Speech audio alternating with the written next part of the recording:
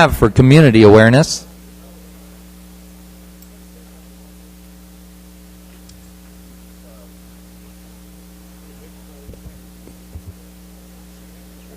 Saturday Arts, right?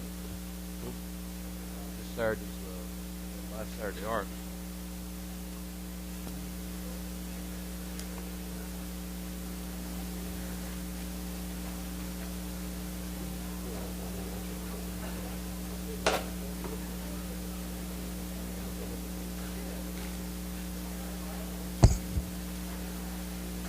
So if we can hold down the commotion at the back, we appreciate you all being here. At this point, I'm going to call this meeting to order. This is our June 21st, 2011 City Council meeting. I now call this meeting to order. At this time, I'd like to welcome Pastor Charles Somerville to the podium, please, and he will lead us in our invocation. If you please will rise with us. We'll follow that with the Pledge of Allegiance. Mr. Mayor, I take the privilege of prayer very seriously, especially for this group. I yield this prayer to Lisa Johnson. Thank you. I guess I need to be close to the microphone. Would you all join me in prayer, please? Dear God, our gracious Heavenly Father, thank you for all the many wonderful blessings you've given us. Thank you for allowing us to live in Granbury. Thank you for letting us be able to freely assemble and do the work of the city. Thank you for all the leaders. Please help these leaders to lead. Please guide them and direct them and help them to lead not only for today and tomorrow, but for the future of Granbury. Please bless and watch over the city staff.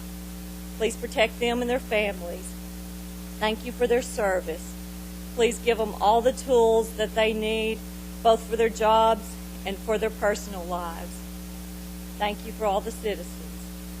Please help them to lead happy and peaceful lives, and please help them to recognize all the blessings that are bestowed on them by living in Granbury. Please be with all our troops.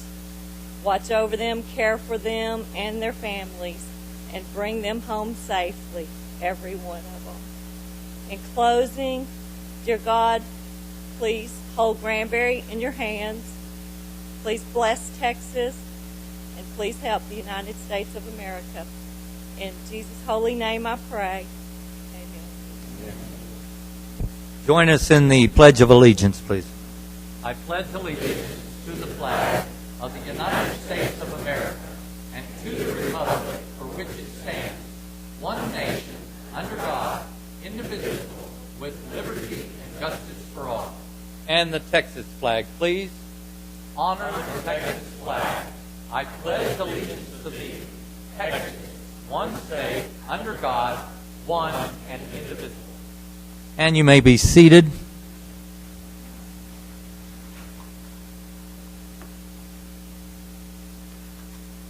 At this time, I'd like to welcome the Granbury Citizens Police Academy alumni to the podium.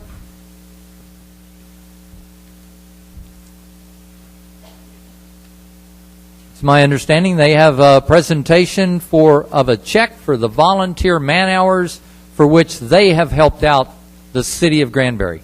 We do, Mayor. Great. The Citizens Police Academy Alumni Association is made up of about 38 volunteers that do a lot of things in our community to help out. 4th of July Parade is an example. We'll have over 30 volunteers manning various street corners to help maintain order and keep folks out of the street while the parade is coming along. We work the General Granbury Parade, Bacchus Health Fair, Tippecop, which we raise money for the police department, Operation School Supply, the United Way Gala.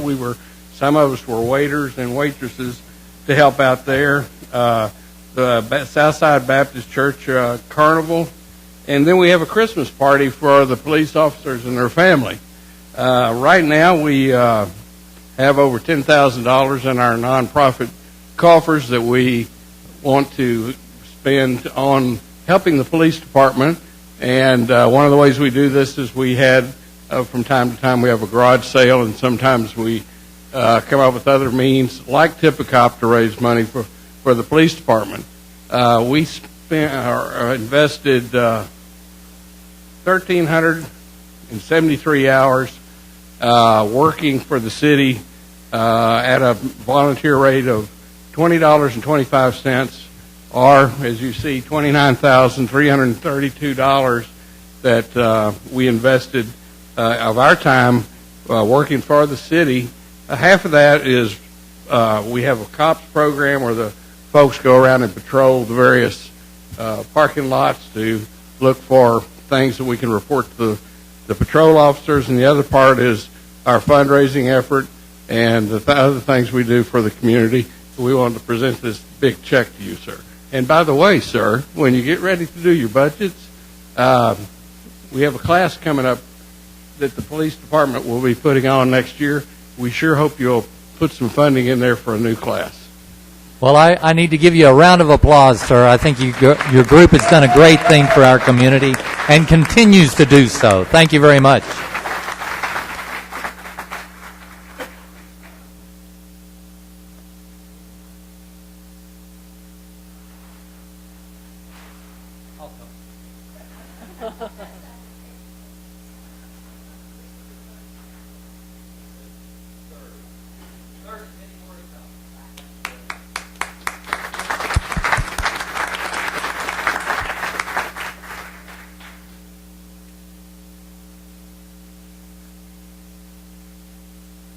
We're going to move to our consent agenda at this time.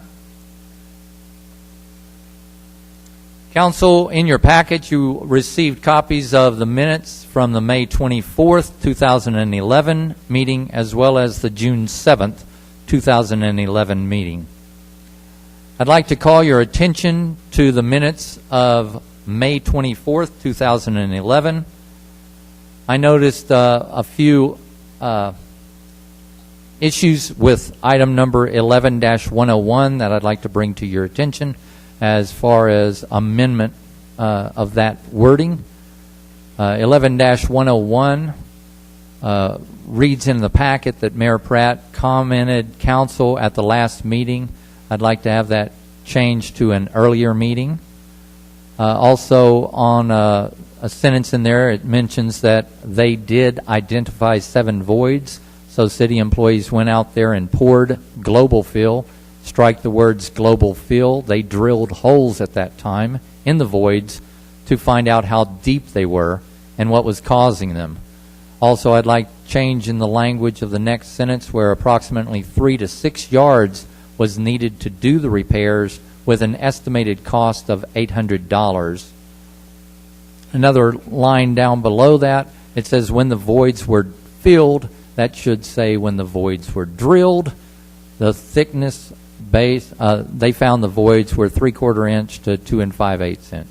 So with those changes proposed, I'll move you down to the next sentence, which talks about especially since the voids were being filled with global fill, that should actually state flowable fill. Of course, these are just minor technicalities and translating from a verbal transcript. And with that being said, I'd like to ask if there are any other changes that need to be brought to our attention regarding the minutes of the Mr. Mayor, I'd May like to 24th. ask the minutes of the 24th be deferred to the next meeting. Give me a chance to listen to the tape and work on 11-105. 11-105 needs some addressing as well. I'll second the motion. We have a motion. We have a second to put this off until the next meeting, which would be the July 5th meeting.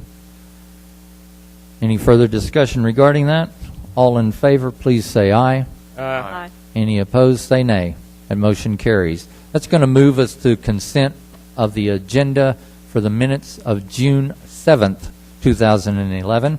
I'd like to point out that at the very onset of the minutes, it indicates that Lisa Johnson was present throughout. Lisa Johnson was not present during the candidate forum, but she was present for the regular meeting. Also down in the section 11-109, after speaking with staff regarding the motion that's being listed, it states that there was approval of the SUP allowing latitude for owner discretion to set up on the southwest corner. It was owner discretion based upon the designation by the site plan of Exhibit A, and I'd like to see that that's reflected in the minutes, that it does refer to the site plan Exhibit A, where we discussed, council, if you'll recall, we discussed expanding the site plan to include the entire area of the parking lot over on the east side, but it does not give the owner complete discretion of anywhere on his property. With those being said, I entertain a motion to accept as amended. Second. We have a motion by Mr. Allen, a second by Ms. Johnson. Any other discussion regarding this? All in favor, please say aye. Aye. Any opposed, say nay. That motion carries. This moves us to deliberation agenda. Item number 1, the official canvass of the City of Granbury runoff election, which was held on June 18th, 2011, and consider and adopt a resolution declaring the results of said election. Also, Part B is certificates of election will be issued, and finally, Judge Ben Macon will administer the oath of office to the winning candidates.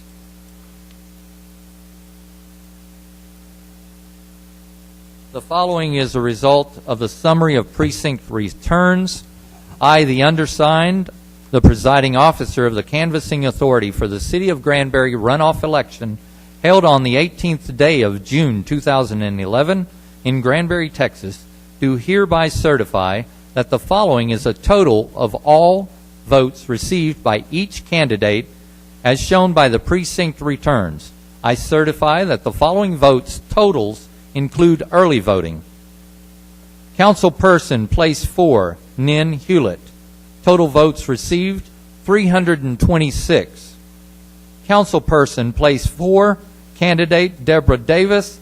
Total votes received was 264. Councilperson, place 6, candidate Mickey Parson. Total votes received, 324. Councilperson, place 6, candidate Ian Moore. Total votes received, 258. Nin Hewlett is hereby declared duly elected councilperson, place 4, and Mickey D. Parson is hereby declared duly elected councilperson, place 6.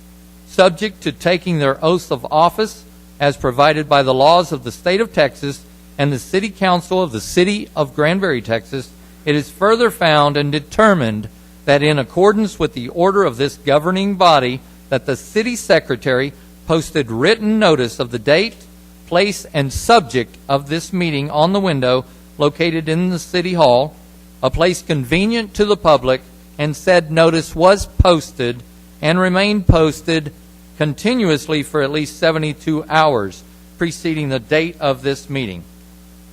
At this time, I'd like to ask the council to make a motion to adopt the resolution providing for the results of the election. Mr. Mayor. Second. We have a motion by Mr. Tyra, a second by Ms. Johnson, to adopt a resolution providing for the results of the election. Any discussion regarding this? Call for the question. All in favor, please say aye. Aye. Any opposed, say nay. Motion for the resolution adoption passes. At this time, I'd like to ask Judge Ben Macon to administer the oath of office to both candidates at the same time, please. So if I could call on Nin Hewlett to come forward, as well as Mickey Parson, if you would step down there to Judge Macon. He'll administer the oath of office.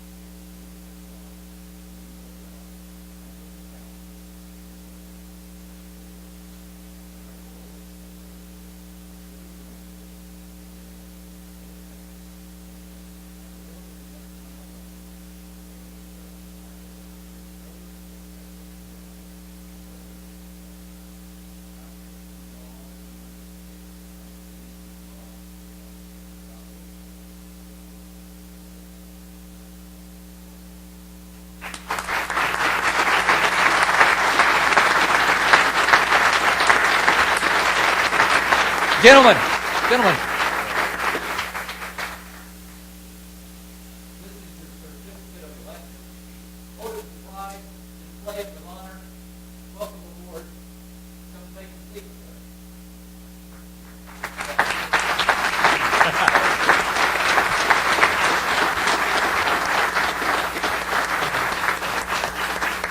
I'd like to say it's been my pleasure serving as your council member, and I'm passing my city pin on to me.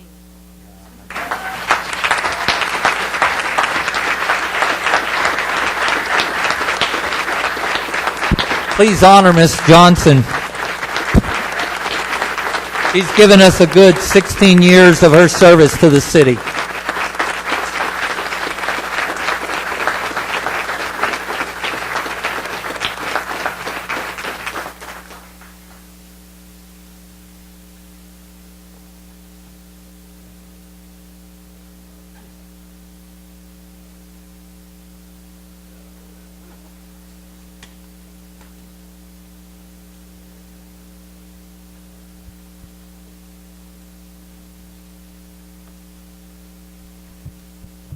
At this time, we'll move forward with deliberation item number 2, consider and approve the schedule of premium contribution COBRA rates for the City of Granbury Employee Benefit Plan. It's a self-funded health plan for the period of August 1, 2011 through to July 31st, 2012. And I believe I'm going to turn it over to Interim City Manager Wayne McKethan for an explanation on this item. Yeah.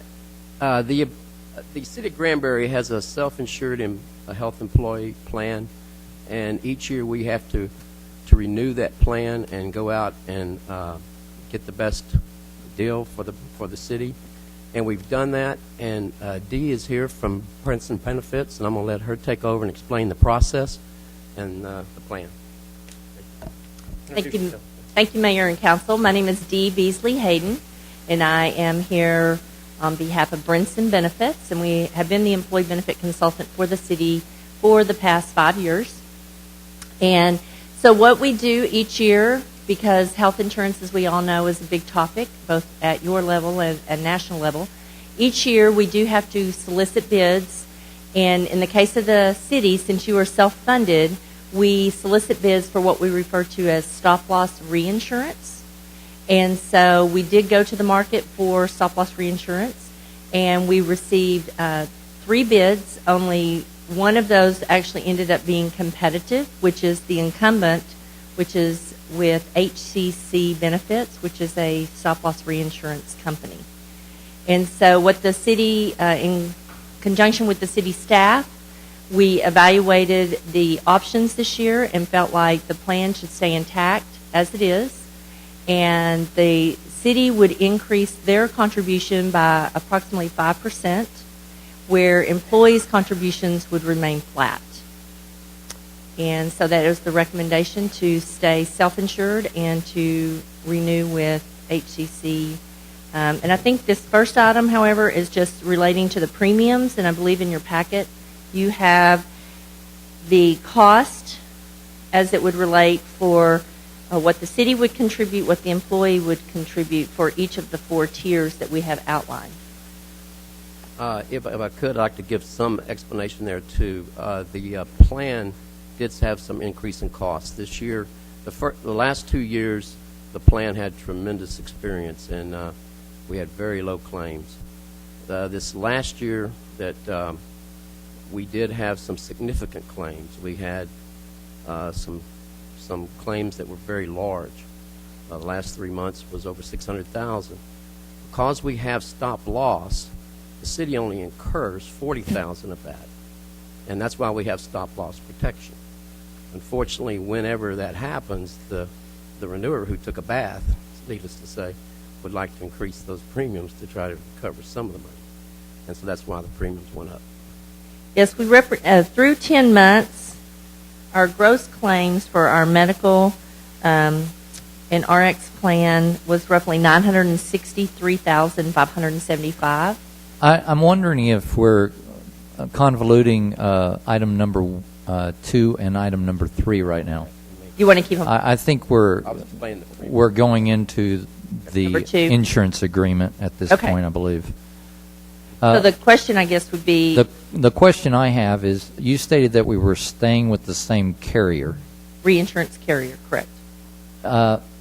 What I'm reading in the background on this particular item is that it states the city is changing providers from Texas True Choice to a higher discount provider like HealthSmart. Okay, that's actually a PPO network. So that is the list of doctors that we have chosen.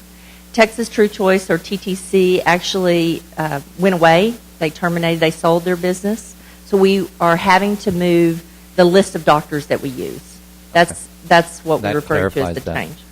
So at this point, the staff is recommending approval of the schedule of premium contribution, the COBRA rates for the plan year 8/1/2011 to 7/31/2012. Entertain a motion to accept the staff recommendation for approval of this new schedule of premium contribution. Mayor, can I ask a question? Yes, you may. Thanks, sir. You said it was a 5% increase to the city. Yes. Does that include the 2% y'all went up? Or the COBRA? The COBRA, 2% of the COBRA rates are actually paid by COBRA participants, if there are any. And at this time, there are no COBRA participants. So it's, the cost to the city is only 5%. Only 5%, yes. What is that total figure for 5% for the year? I'm sorry? What does that equal to in dollars?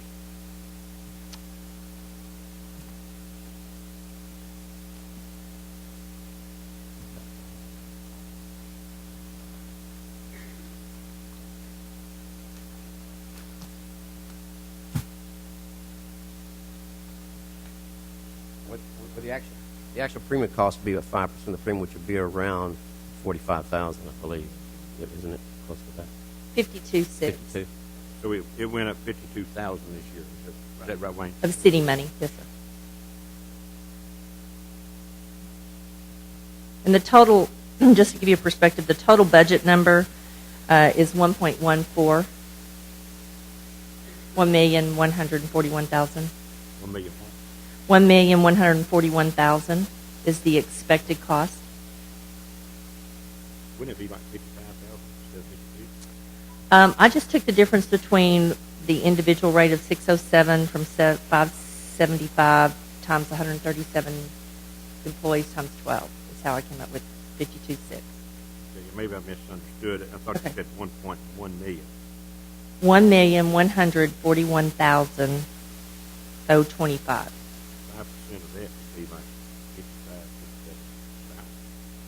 Well, because the 1,000,001 also includes employee contributions, so I'm just looking at what the city's money is that went up. Okay, in other words, if you got dependents, it didn't go up. What you saying? State that one more time, Councilman. In other words, if you got say you're man and wife, say the husband is an employee here, the city pays for it. Yes, But if they got a wife, theirs didn't go up too? correct. How did that work? Well, the staff made a decision not to increase employee contributions. Good, okay. We're carrying that with the 5%, right? Okay, that's good. I just want to make sure Okay. the employees did get hit. Okay, thank you. You're welcome. Any other questions regarding this? Once again, I'll entertain a motion to approve the schedule of premium contribution rate for the City of Granbury Employee Benefit Plan at this time. So moved. Second. Motion made by Councilman Parsons, second by Mr. Perkel. Any further discussion on this? Call for the question. All in favor, please say aye. Aye. Any opposed, say nay. That motion carries. Moving forward to item number 3, the insurance agreement. This is consider and approve bid and award a contract for specific and aggregate stop-loss insurance to HCC Life Insurance Company. As you heard from Ms. Hanson, Hayden, I'm sorry, that's all right. she began telling us about this stop-loss insurance and the fact that we're going to stick with HCC Life Insurance Company. If you could carry on with that discussion at this time, please. Okay, and as Mr. McKethan was discussing, roughly this has been a more of a catastrophic year for the city.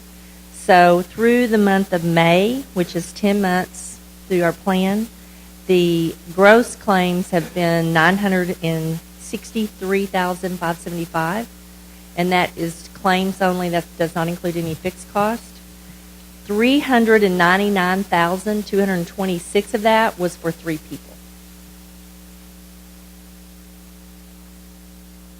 So 963,575, of which 399,226 represented 3 people. So that was one Once of again, let me stress But- that the city yeah. didn't have to pay all those claims. because Due of to, no, the stop due loss. to the stop-loss insurance, which is also is- what we're discussing. Right. Please carry on. Yeah. No, you. Don't frighten that was everybody. that was the protection that you had. Yes. So that was the amount that you did not have to pay for large claimants. We were capped at what amount? 40 per person. So 120,000. So actually, you And- could add the 120 and the 399. So it's close to $420,000, of which the And- 963. And so what we have before us is a staff recommendation in consultation with Brinson Benefits. The staff recommends that the contract for specific and aggregate stop-loss insurance be awarded to HCC Life Insurance Company for this fiscal period as well. Entertain a motion to approve. Wake up, council. Anybody at the... We have a motion by Mr. Perkel. Need a second at this time, please. We have a second from Mr. Parson. Any further discussion on this particular item? We'll call for the question. All in favor, please say aye. Aye. Any opposed, say nay. That motion carries. Thank you very much, ma'am. Thank you, Mayor.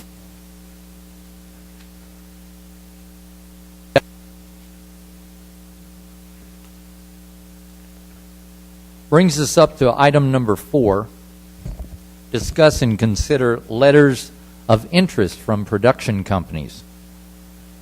As you know, back in April of 19th, a motion was made by Councilman Parson that the council directs staff to prepare requests for proposals for the operation of the Opera House under the perimeters of approximately 250 seats with 50 weeks per year, a minimum of 4 performances per week, and that rent on the facility would be $5,000 plus utilities, and with the option of renting the Opera House dormitory, and that letters of interest be submitted to council from local production companies. It was seconded by Councilman Tyra, and that motion carried with 5 ayes. As a result of that, I personally put together a request for qualifications to be issued to multiple production companies across the state of Texas through a company called Texas Nonprofit Theater Association. They have over 900 members in their group. The email blast went out carrying with it a copy of our request for qualifications. This sat out there in Ethernet world for quite some time. 2 weeks passed, no letters of interest, no phone calls, no emails. With that, I sent out an email to the Texas Nonprofit Theater and stated on May 19th that I am getting worried as I have yet to hear from anyone regarding the email blast that was generated. As a response from the person in charge of Texas Nonprofit Theater, she replied back with this particular excerpt from her email. After looking at the RFP that you put out, I doubt that there is any nonprofit group that could tackle this project to guarantee $5,000 per month to the city for a 3-year period, plus supply your own production equipment, pay utilities, and do the volume of programming you are asking is unrealistic. There are few, if any, venues such as yours that survive without some kind of support from the city. The only response I got to the RFP was from Theater 3, and they felt that the RFP was way off base, and his word was unreasonable. So following up with that reply back, I put together, along the same lines, a request for proposal in an attempt to just get some ideas of letters of interest back, some replies from what the production companies out there have in mind as to what will be supportive, what they could bring to the table. And I'll carry on with another email. And this is from Doug Voet. He's formerly with the Dallas Summer Musicals, and he is present here in our audience. And after I read this segment of his email, I'd like to invite him up to the podium to address the council. He states in his email, "My suggestion to you and City Council would be to not spend the entire amount of money allotted for renovation unless it's a bond issue, and use some of the funds to open a production account and hire a general manager as a city employee under economic development, tourism, or arts council. That person would then be responsible for operations and production." With that being said, I'd like to invite Doug Voet to address the council as to whether or not he thinks it's even viable to move forward with an attempt to reestablish the Granbury Opera House here in Granbury, Texas. Mr. Voet, if you could please take the microphone and address the council. Let us know your name, your address, please, for the record. Sure. Excuse me. Doug Voet. I'm sorry to say that I don't live in Granbury because every time I come here, it's just such a beautiful, beautiful city. I live in Cedar Hill, 1903, Pecan Ridge Court, Cedar Hill, Texas. And indeed, I was with Dallas Summer Musicals for a number of years, and as Director of Operations and Production. And with their cutbacks, because we actually used to operate 3 theaters there, and the Majestic Theater was really kind of a difficult property for us to let go. And I only bring this up because when I looked at the initial proposal, I was thinking in my head the numbers that we were having to deal with a building that was owned by the city, and our rent was only $1 a year. That said, at the end of every year, we lost about $1 million. And we were presenting theater. Now, the difference is, and I don't want to be a naysayer at all, because I've spent my whole life in theater.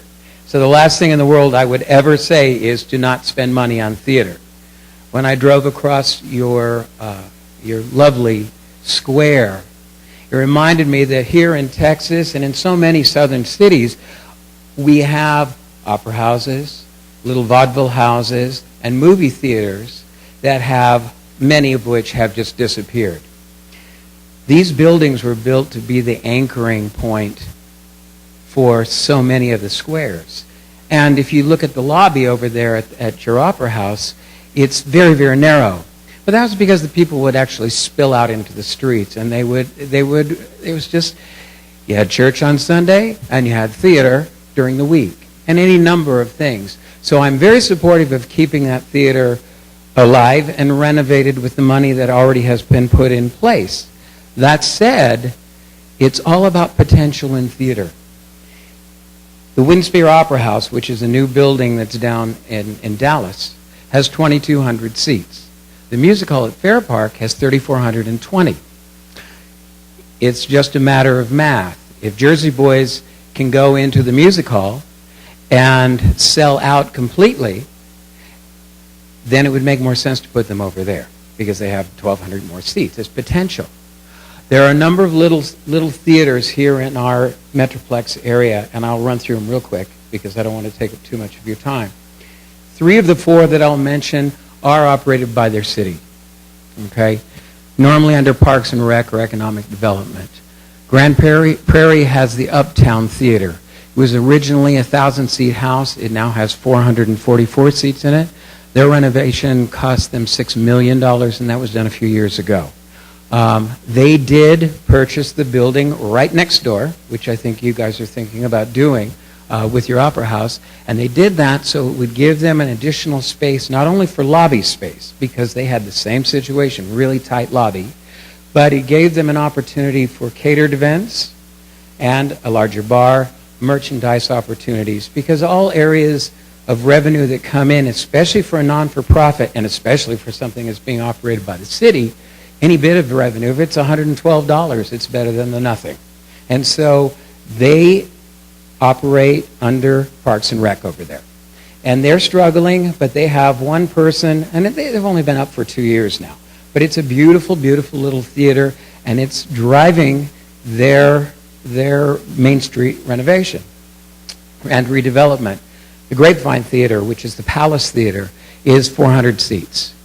They also, when they did their renovation, they bought a building next door, and that's where their production offices are. That's also where a black box theater is, and they also use it for weddings.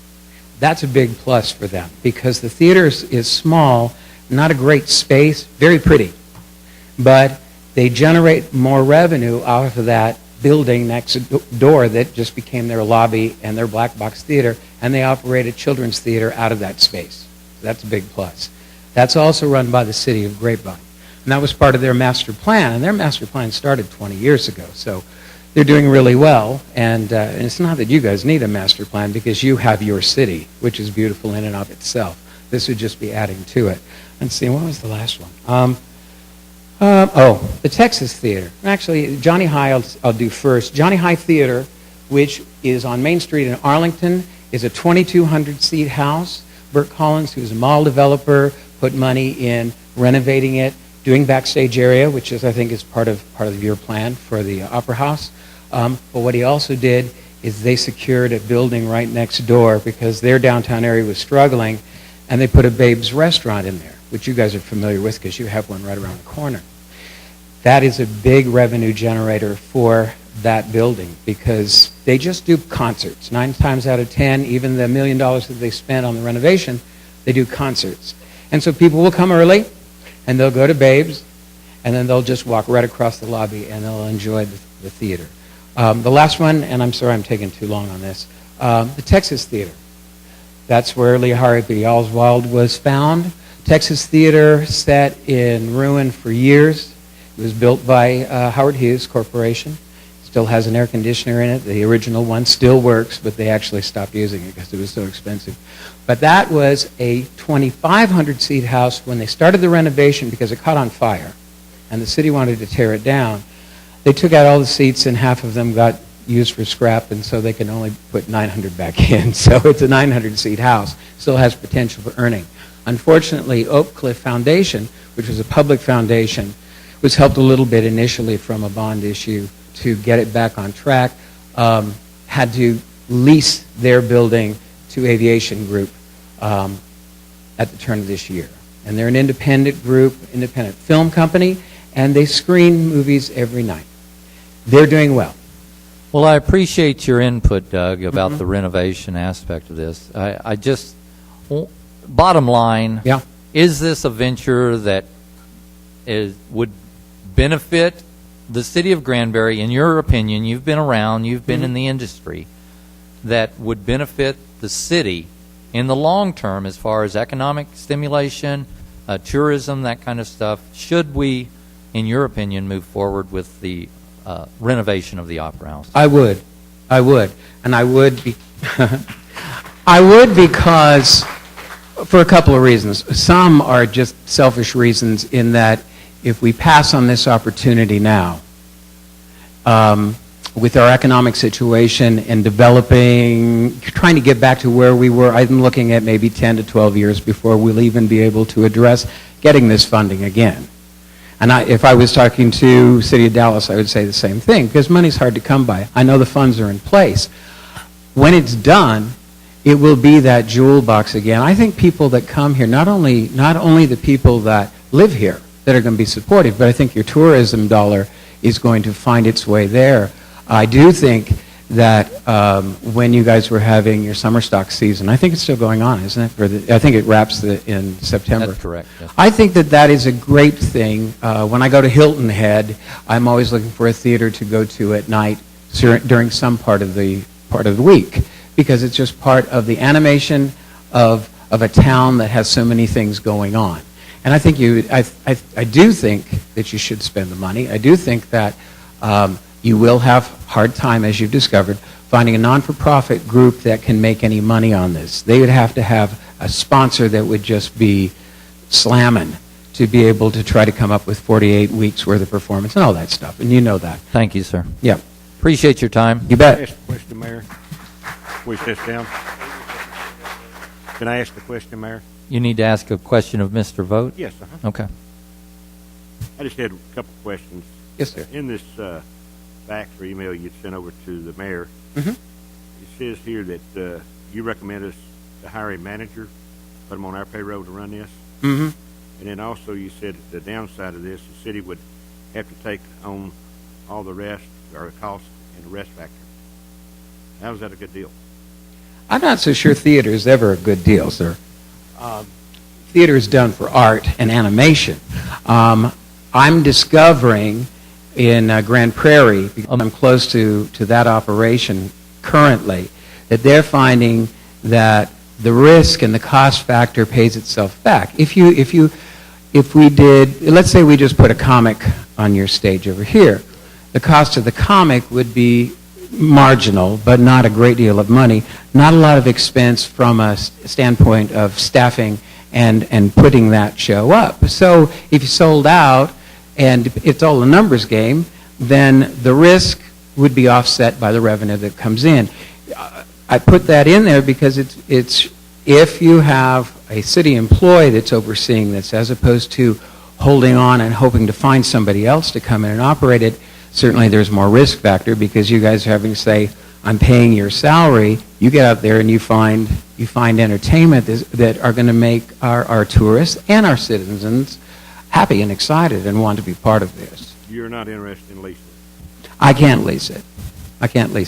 $5,000 plus operations, and utilities is easily $10,000. But Doug, it's clear we'd love that to have you. it's clear that you're. Or is it clear that you're telling us then tonight, from your perspective, that this could be a good thing if the city in fact ran it?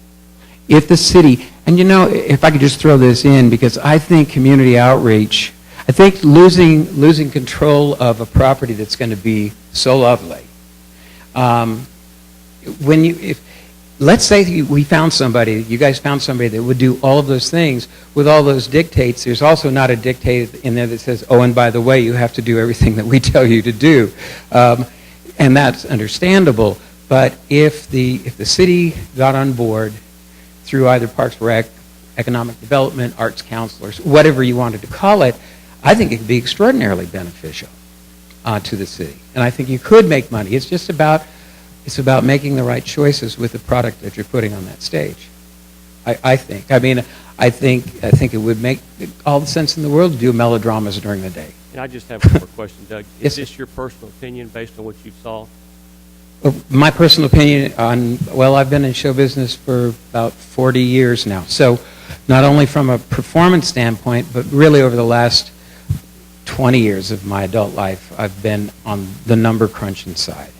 And it's all, and looking at your property, looking at and working with the cities that I've become closer to since I moved to Dallas, as far as the operations of their theaters, I'm finding that anchor does support community enrichment, community development, economic development, and becomes a useful tool. Thank you, sir. You bet. Appreciate your time.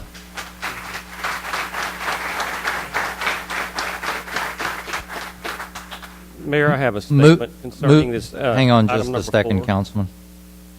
Moving back forward with our emails that we received, or that I received, regarding this particular venture, I received an email from Casa Manana, and one of the highlighted items I read from the email from Casa Manana's group, a person by the name of Rob Hood. He states, unfortunately, the expenses involved with operating the Opera House, coupled with the lack of seating, just doesn't work at this time for Casa Manana. Another email I received from Teresa Furphy. One thing that concerns me is cutting the seats down. I know the proposal said 200 plus. I'm just wondering what that number might turn into. My worry is keeping a reasonable price point.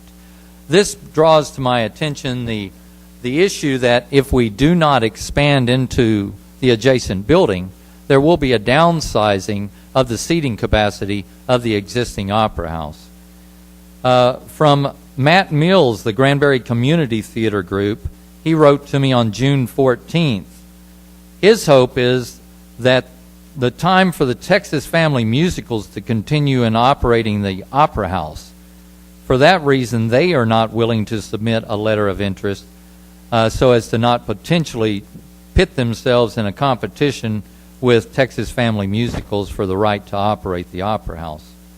We received a letter from Plaza Theater Group, located over in Cleburne.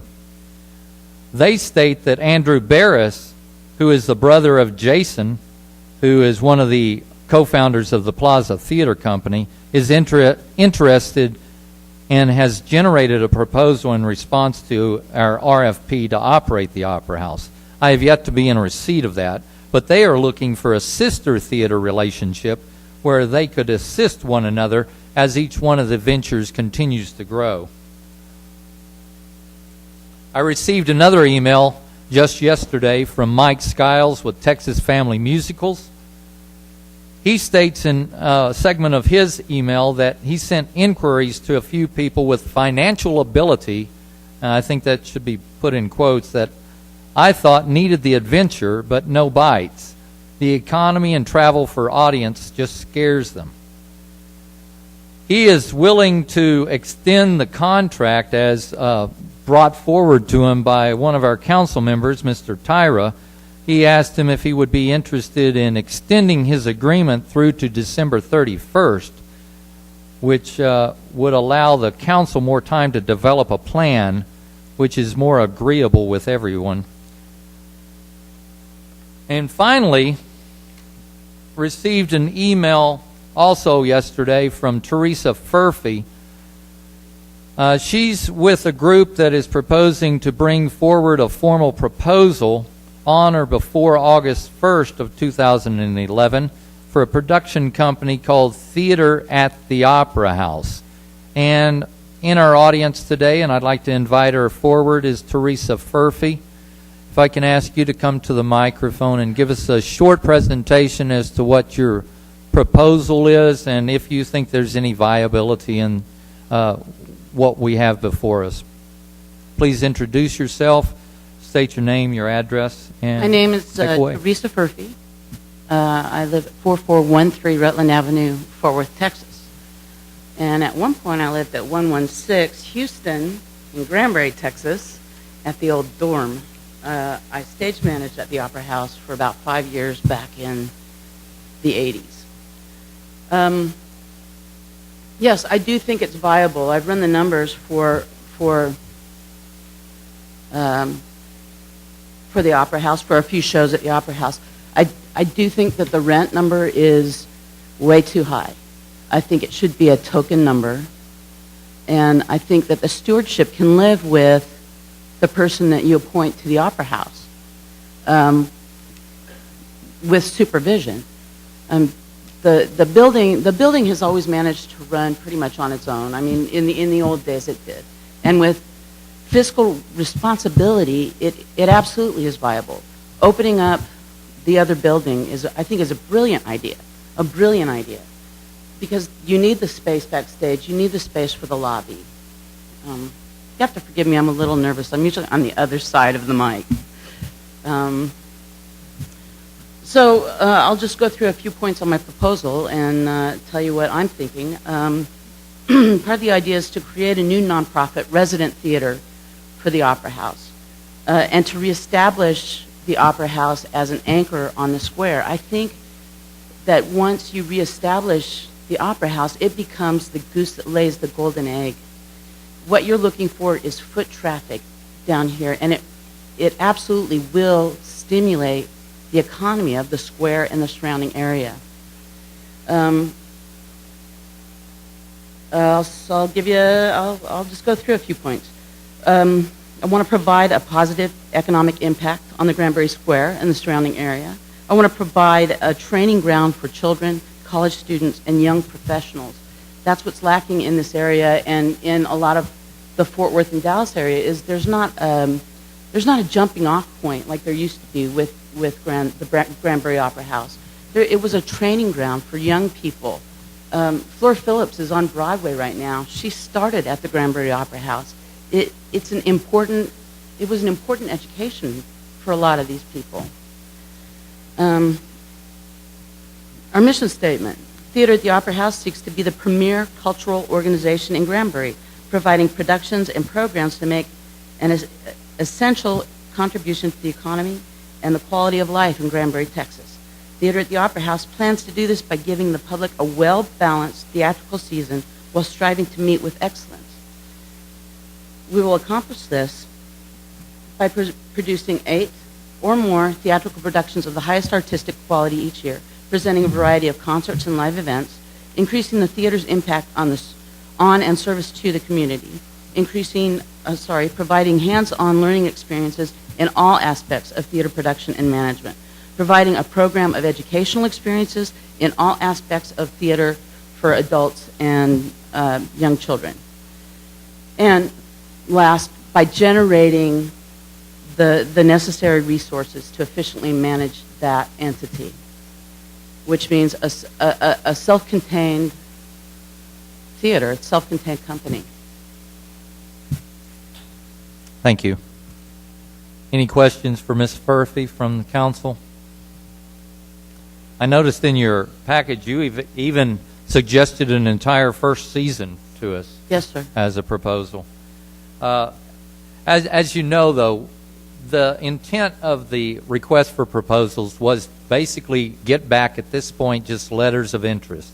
And for that, I appreciate you coming forward and taking the time out of your day to talk here to council. So with that, I ask you, thank you very much. Thank you.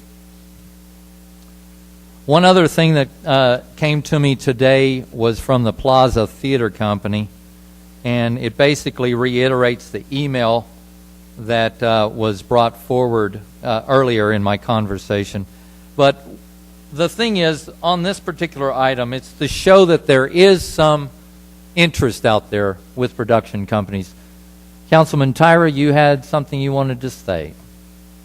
Yes, I want to get back to the discussion and the consideration of letters of interest and ask if there's, before I get into my statement, I want to ask if there's any interest among our colleagues on extending this situation. That is definitely a proposal so we can keep the lights on at the Granbury Opera House through the holiday season.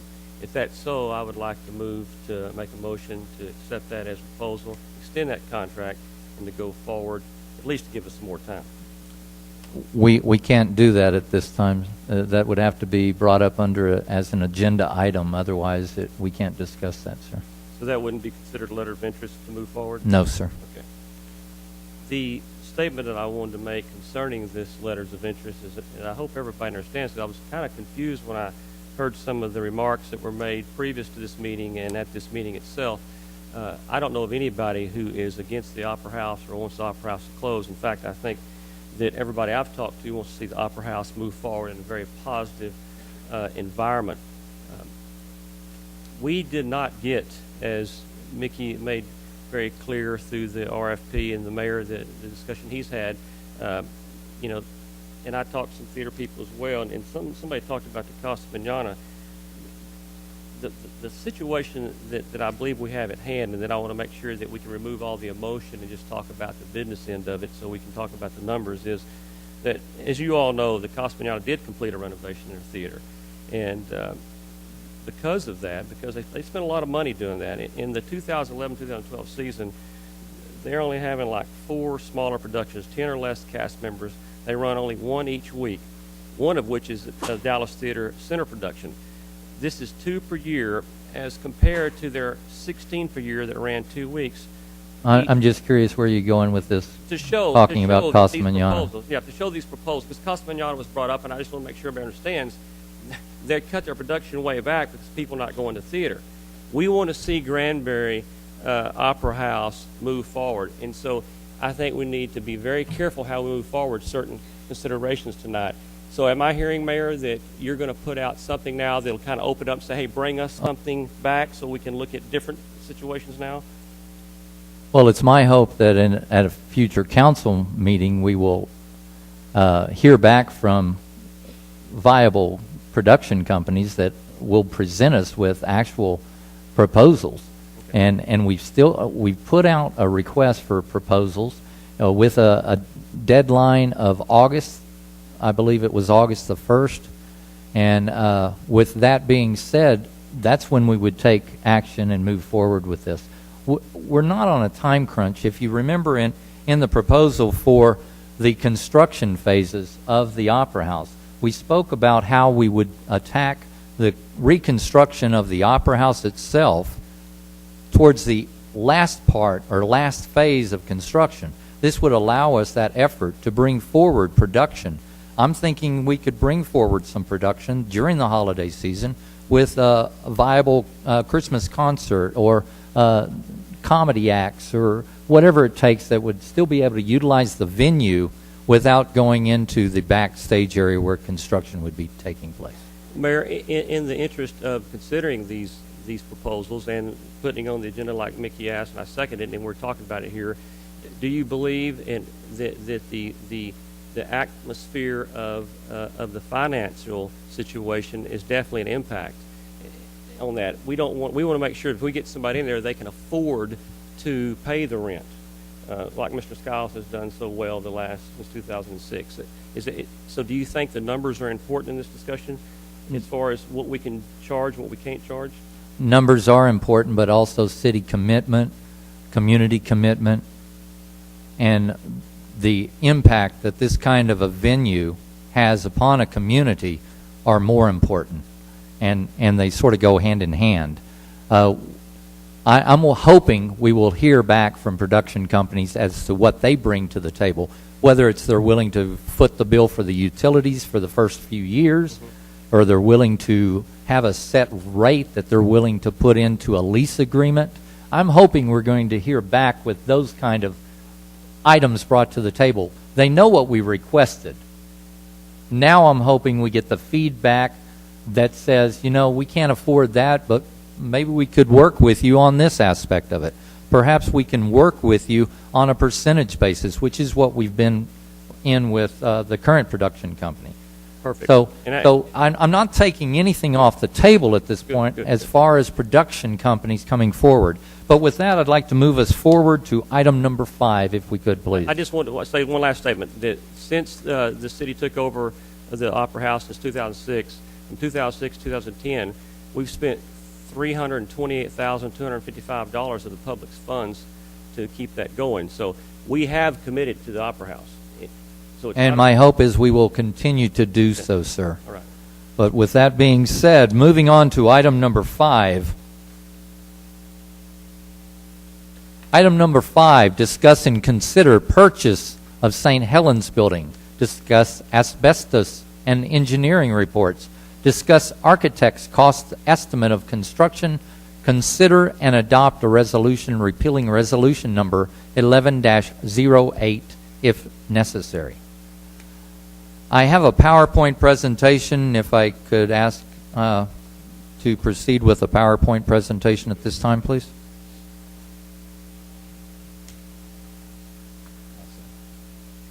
It didn't quite go as expected, I take it.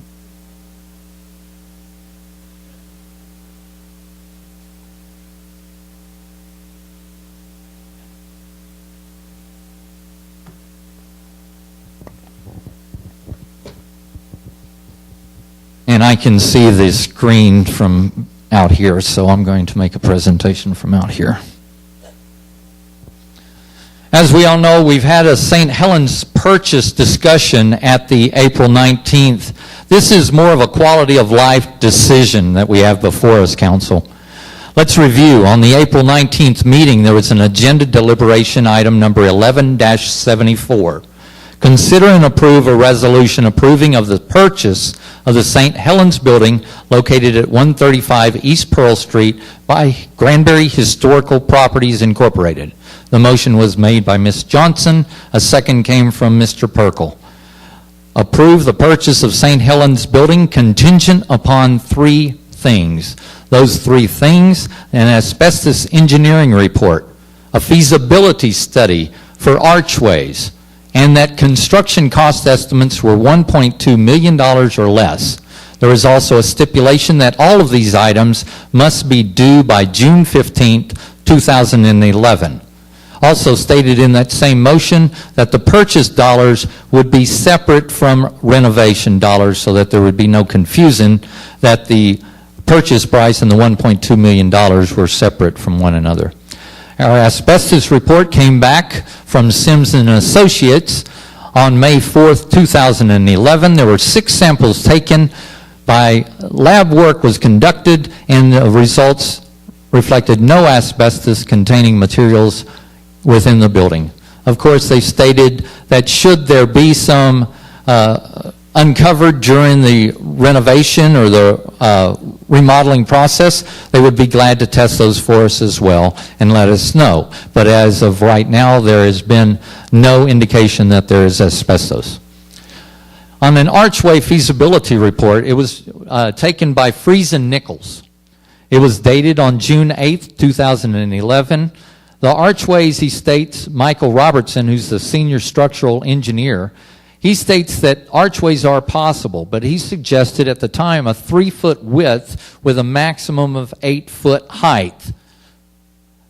However, he stated in a follow-up email that he believes with a steel lintel placed into the 18 to 20-inch wall, it would be possible to expand the opening width to a good 5 foot. It would require, he stated, that it should be structurally engineered, should be licensed, that follows up on the contractual obligation, and that the work should be done by a qualified mason. We had construction cost estimates turned into us by 2 architects with 2 different designs. Brian Gaffin submitted one on April 25th, 2011, coming in at $1.196 million. Norman Alston submitted one on the morning of June 14th. Talk about last minute cutting it down to the wire. He comes in at 1.217. I called him back and said, you do understand that we need an estimate of 1.2 million or less. So he revises his, comes back on June 15th. In the evening, I get an email that says 1.193 million. So we did get the estimates. Each one of the estimates has a contingency in it of some $86,000. So there is some playroom on this. The design concepts were basically the same on both designs. Renovate the St. Helens Building, revitalize the Opera House, remodel the Quonset hut, and readapt the backstage area. Each one of the designs takes into those considerations. On renovating the St. Helens, we talked about making it ADA accessibility by way of St. Helens Building. That's the adjacent structure. Convention Visitor Bureau placement would be in that structure as well as restrooms and concessions. Revitalizing the Opera House would take into consideration the fact that we will be able to retain as much seating and possibly increase the number of seats beyond where it is right now through the fact that the air conditioning would be remodeled up in the box seat areas. By doing the fire suppression system and doing archways to the upstairs area, it allows a faster ingress and egress, which will allow to accommodate the fire marshal restrictions that currently are in place, because there's only 2 exits up there, and they are stairs at both ways. By opening up some archways above, you increase the amount of seating capacity that can be accommodating in the upstairs area, which increases overall seating, which, as we heard, affects production companies. It says to a production company, I'm going to get generating more dollar revenue per seat. The electrical issue is going to be addressed. There are some electrical concerns currently in the building. It's during remodeling phases, there hadn't been a whole lot done with the electrical wiring. However, during the revitalization, it would be done. Ticket office expands. New drapery. I'd like to see us with a grand drapery that's of luster, that says this is the Granbury Opera House. A new oleo curtain in place would serve not only as a way of allowing advertisers some space, but it could also serve as a screen for movie projector night. Carpeting upgrades throughout the whole place so that it gives it a new luster. Technical space is going to be addressed as well through the innovative design of a lighting and sound booth at the back of the ticket office. Remodeling a Quonset hut. This is where the main dollars are going to fall, folks. You're going to be needing to do something with the Quonset hut that basically freshens it up and revitalizes the backstage area. An addition of a subfloor throughout the structure will allow an issue that we've been plagued with on the south side of the square for years, and that is how to address the utilities on the south side of the square. If you put in a subfloor into the Quonset hut, you now have a 3-foot perimetered out of concrete area that you can lay underground electric, underground plumbing for both sewer and water to service the south side of the square. Shortening the length of the Quonset hut is also a proposal. If you've ever been back on the back side, you can't walk down that back way without tripping and falling over some grading. Some rough maneuvering is involved. You have to slide through an opening that's only 3 foot wide. There's no way for us to get utility equipment back there to service the utilities. By shortening the length a good 15 feet, you now open up that width between the back of Hank's and the corner of the Quonset hut. It allows that ingress and egress for utility movement, utility reconstruction. It would also allow a place for a loading dock for the Quonset hut to be placed. That would be a floating concrete suspended floor that basically could support loading and unloading and allow construction of scenery outside of the back of the Quonset hut. Scene shop, costume shop, dressing rooms, rehearsal space, restrooms, storage, all that gets addressed in the remodeling of the Quonset hut. Like I say, this is a big dollar thing. This is where production companies are going to say, yeah, this is neat. We've got space. Is it enough space? It's never enough space. Storage is a primary concern of anybody that's going into production. Where are you going to put your sets? Where are you going to put your scenery? Where are you going to put your props and your costume? That's for the production company to worry about. They can rent a storage facility for that. We'll provide some space in the remodeling, but I think it's important to address those issues of a costume, scene shop, dressing rooms, rehearsal space, and some restroom accommodations for the cast and crew. Readapting the backstage is also part of this proposal. Enclosing the crossover space between the backside of the Opera House and the Quonset hut will allow for an enclosed area for backstage movement. It means the removal of the backstage doors that are currently there. That if you ever tried to get out of one right now, you'd have to ram your elbow into it just to get it to slam open. And by removing those doors and opening up that area, we've increased the backstage space for a production company tenfold, because right now there's only wing space that's only about 4 to 5 foot wide. Production office space. One of the proposals actually includes over this enclosed area, taking it to a new height to a second floor, placing a production office backstage where it needs to be for a technical crew and production crew. So the adaptation of the backstage area is very important. Architect Brian Gaffin made a proposal to us. He proposes a first floor plan. It shows all these renovations and innovations and how to address revitalizing the first floor of the venues. Norman Alston also proposed a first floor drawing as to addressing all of those concerns and issues. Each one of them came forward with some sort of a design concept for what to do with the space at the St. Helens building. Bearing in mind that we want to see it open to the public. We also want to see that we get a CVB on the square. Something that I've heard from merchants for years is seeing a viable convention visitor bureau on the square. Public restrooms, they will be accessible whenever the CVB is open. Do we advertise it and say, hey, here's the restrooms? I don't know that that's what we're trying to do here. What we're trying to do with the restroom expansion is accommodate, once again, a production company. The production company has a time frame. They've got to turn the crowd. They've got to get on to the second and the third acts of a production. You don't want to have an audience member waiting half an hour to an hour just for the second act to start up because the ladies are lined up and queued in the restroom. So restroom space are a viable part of any production company and a high concern for them to consider coming to our venue. This also allows us to keep the grandeur that is already in the Opera House. We don't have to change up the lobby. We don't have to change up a lot of the seating.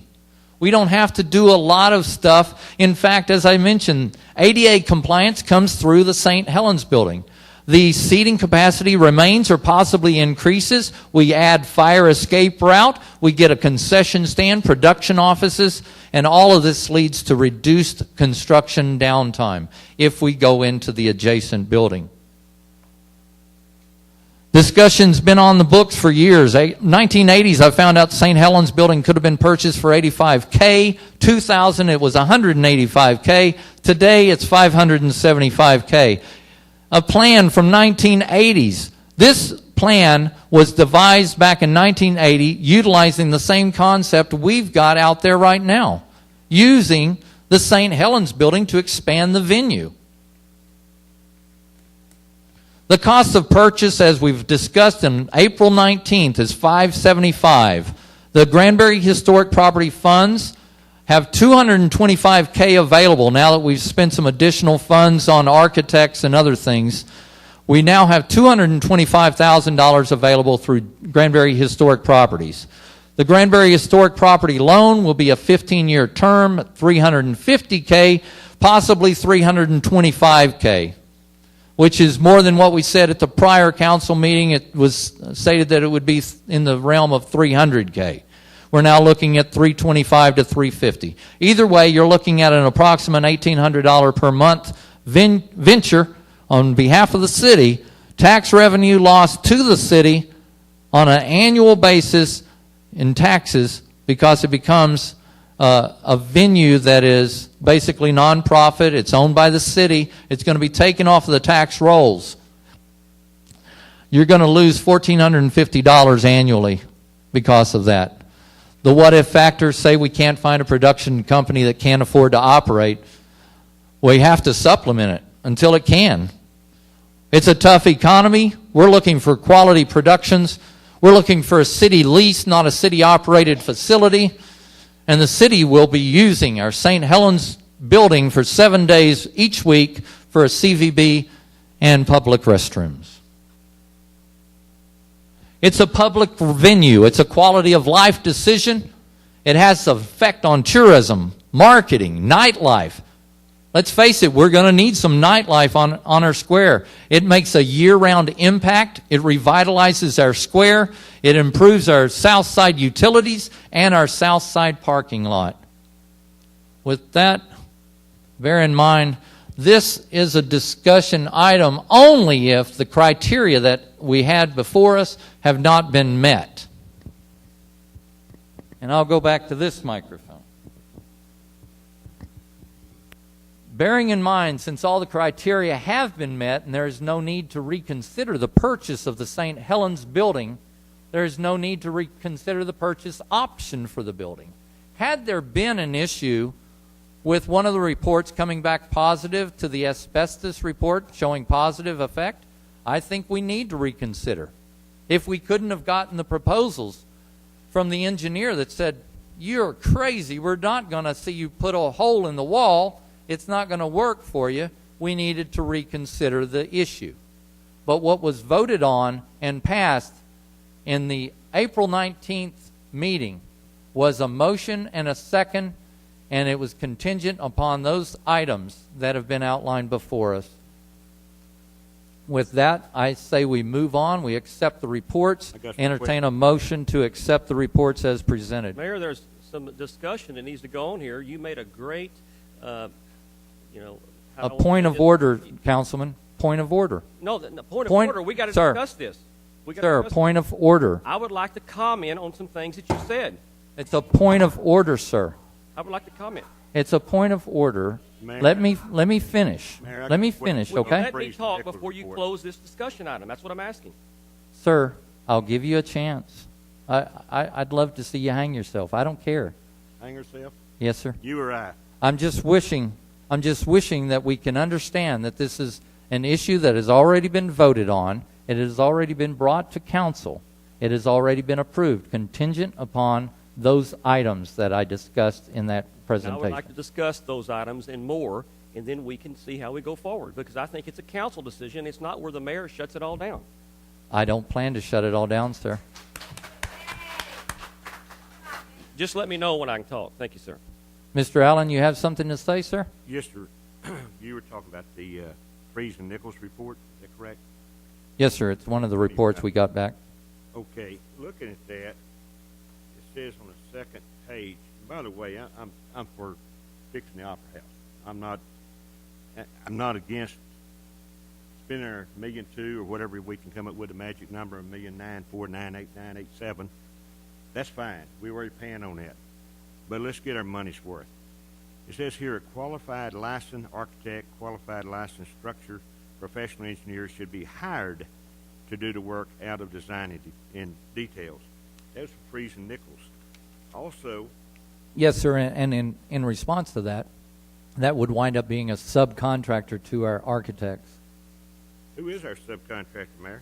Well, we don't have any. We haven't even selected an architect at this point, sir. See, I think that We haven't even decided on his design at this point. Okay, But bearing in mind the Freeze and Nichols report, as it states, that would be one of the issues that would be brought forward to the architect at that time.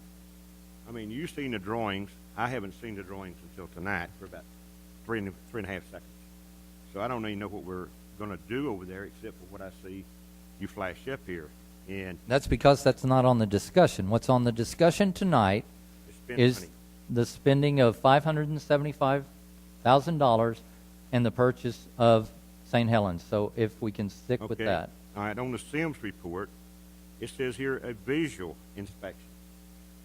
And then also, back to the Sims, what happens if they find asbestos after we start into this thing, after we already purchased it? Who pays for that? Well, as the person that's gave us the report, and you have that report in your Here, packet, I'm sir. looking at it. And he actually brought it into the labs. He Only took what 6 he's samples. got. He took hadn't done 6 what samples. He hadn't done all the deals for the repair yet. What happens if they rip the floor? There's asbestos down there, or they rip up the wall. They find it. Who's liable for that? The owner of the property, Granbury Historic Properties, and Which that's really taxpayers. yeah, Right? in the long run, yes, sir. Okay. I'm not denying that. I don't think anybody's denying that. No. But the reports as given to us and based upon his looking at those particular areas, he removed and he noted the fact that there were wood floors. He noticed the fact that there's plaster on some of the walls. I also believe he says here the report should not be considered legal interpretation of existing environmental regulations. And the reason for that is because he doesn't want to lose his license No, he in wants case. to cover himself. Yeah, as any good engineer probably does. Anything else you want to throw out there? Because all I'm saying is everything that you say is being given to us. Okay. It's, You said nobody's Quonset denying was this the stuff. was a big cost, right? Say again, sir? You said the remodeling over the Quonset hut was a big cost? That's a major cost factor, Where's yes, the sir. breakdown on this open house, Opera House estimate cost sheet? You have it. I know. Where is it at? What is the total cost for just the opera? Just for the Quonset hut? that's not what's at issue. What's No, at sir, issue you is said it. the You said it. purchase of the building, sir. No, sir. All that Mayor. was. You lis- said the biggest cost Hang on. was the Quonset hut. I'm just asking you what that is. I'm just going to take you back to the April 19th minutes excerpt. Sir, just And the only quick, thing it Mayor. states in that is, it states that the cost estimates were 1.2 million or less. That was one of the prerequisites for moving forward with the purchase. That's all it states. It doesn't give us a breakdown. It doesn't require a So breakdown. we don't know what we're really paying. Yes, quotes in the list here, it shows that the total cost of Quonset hut interior is $10,500. So that's not the most expensive thing there, Councilperson. That's what I was saying. Each one, look, the decision was made on April 19th. Okay, I make That's a what it motion boils tonight down to. and not buy the building, but let's go ahead and finish the Opera House. And I second the motion. Discussion, Mayor. That motion cannot be made. Yes, Why it not? can. It's for, that falls under reconsideration. Consideration. No, not at all. Under reconsideration, let me take you there. Mayor, I'm familiar with reconsideration. I don't believe you are, sir. You still hadn't allowed me to talk yet. I'd like to go through my 7 or 8 minutes and get it all out and open, and then I'd like the council to vote on it. Okay? It's real simple. The council We have split the numbers. And if we we don't- supposedly have a motion and a second on the floor, and you seconded the motion, That's sir. right. So let's So get on with the discussion and then vote. And let's be done with it. There's- Okay? That's how we get. It's about everybody being the involved. point is, your motion is out of order. not. It falls under reconsideration. This motion is not in Section, Let the Let's ask the city attorney. fine. Mr. Attorney, please Mr. Mayor, enlighten these guys about 7.8, please, reconsideration. If you would, please read it to them and then discuss the debate as to whether or not it's viable or not. Mr. Mayor, I will read the article in its entirety, but I'll tell you in the conclusion that I'm going to come to is that the rule does say that reconsideration does not apply to a contract matter, and the sale of real estate is a contract matter. With that being said, you've asked me to read it, so I will. And it's in the rules of procedure. It is number 7.8, reconsideration. Letter A, a motion to reconsider any action of the city council may be made, seconded, and voted on not later than the next succeeding meeting of the city council. If reconsideration of the city council action has not been posted on the city council agenda for the meeting at which the motion to reconsider is made, actual reconsideration of the item must be delayed until the next meeting after the posting requirements of the Open Meetings Act are met.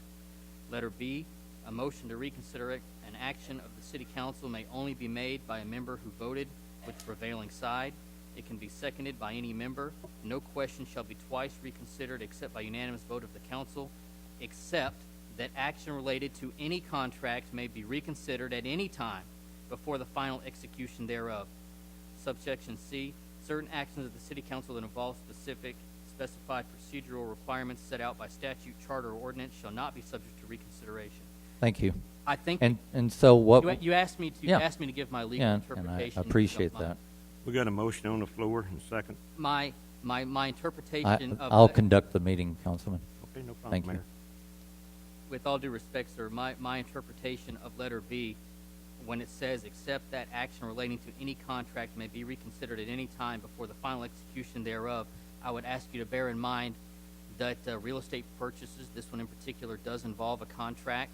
And second of all, the contract, I wrote it specifically to say that it could be canceled at any point in time, up to and including the minute of closing.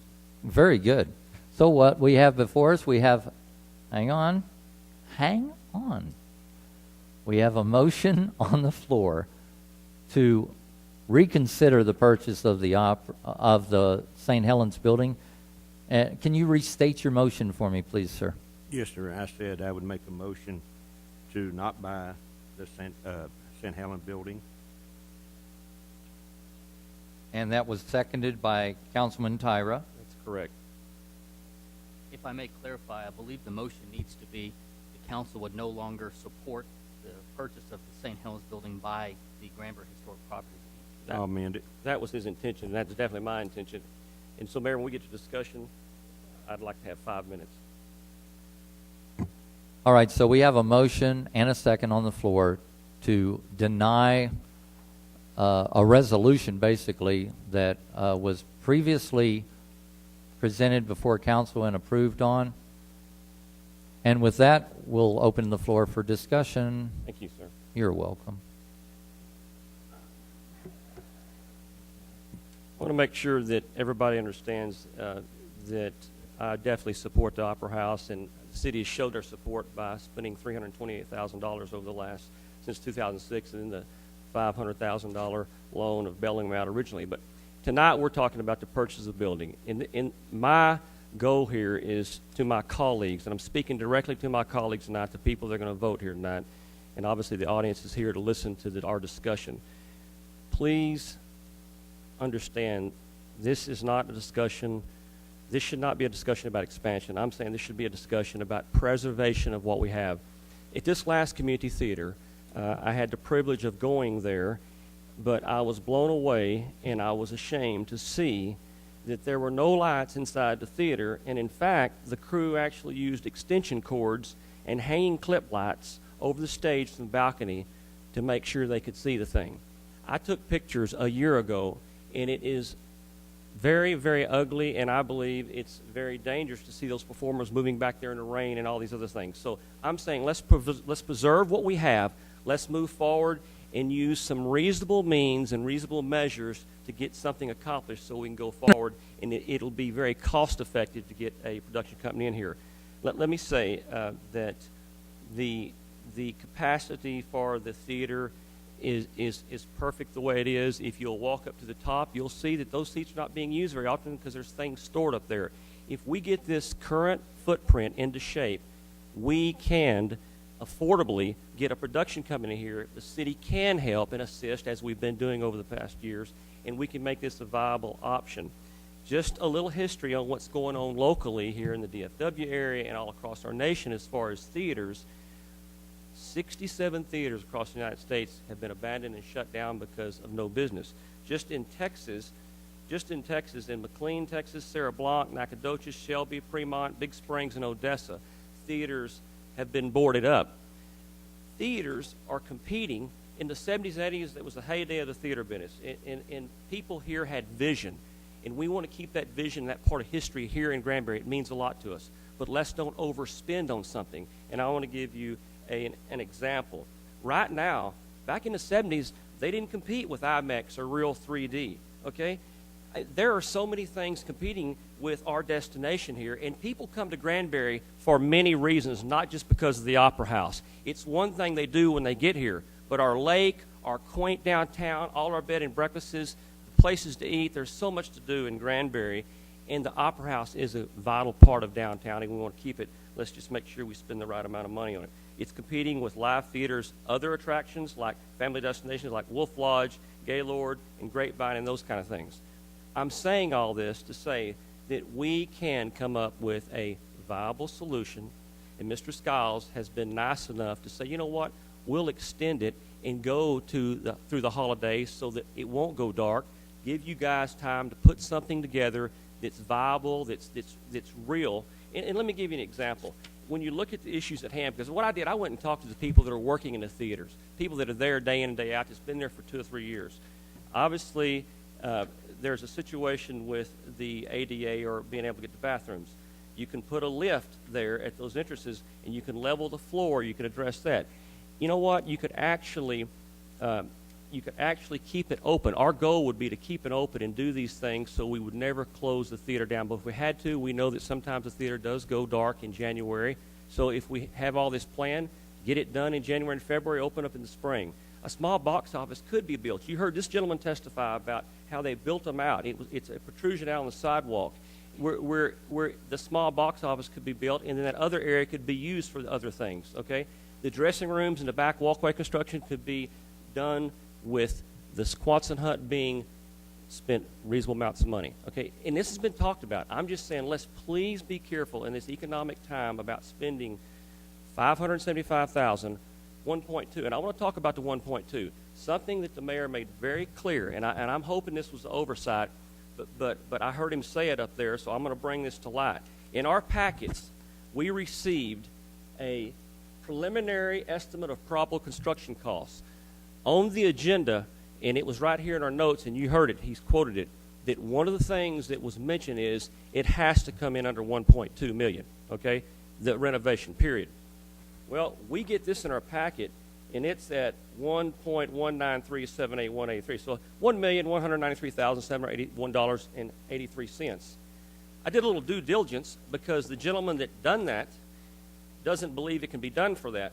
But you heard the mayor admit up here that he called him back and said it's got to be under 1.2 million. I've never been involved in a bid process where you actually tell somebody Councilman Tyra, what to bid. we had What to two bid. bids, sir. Okay?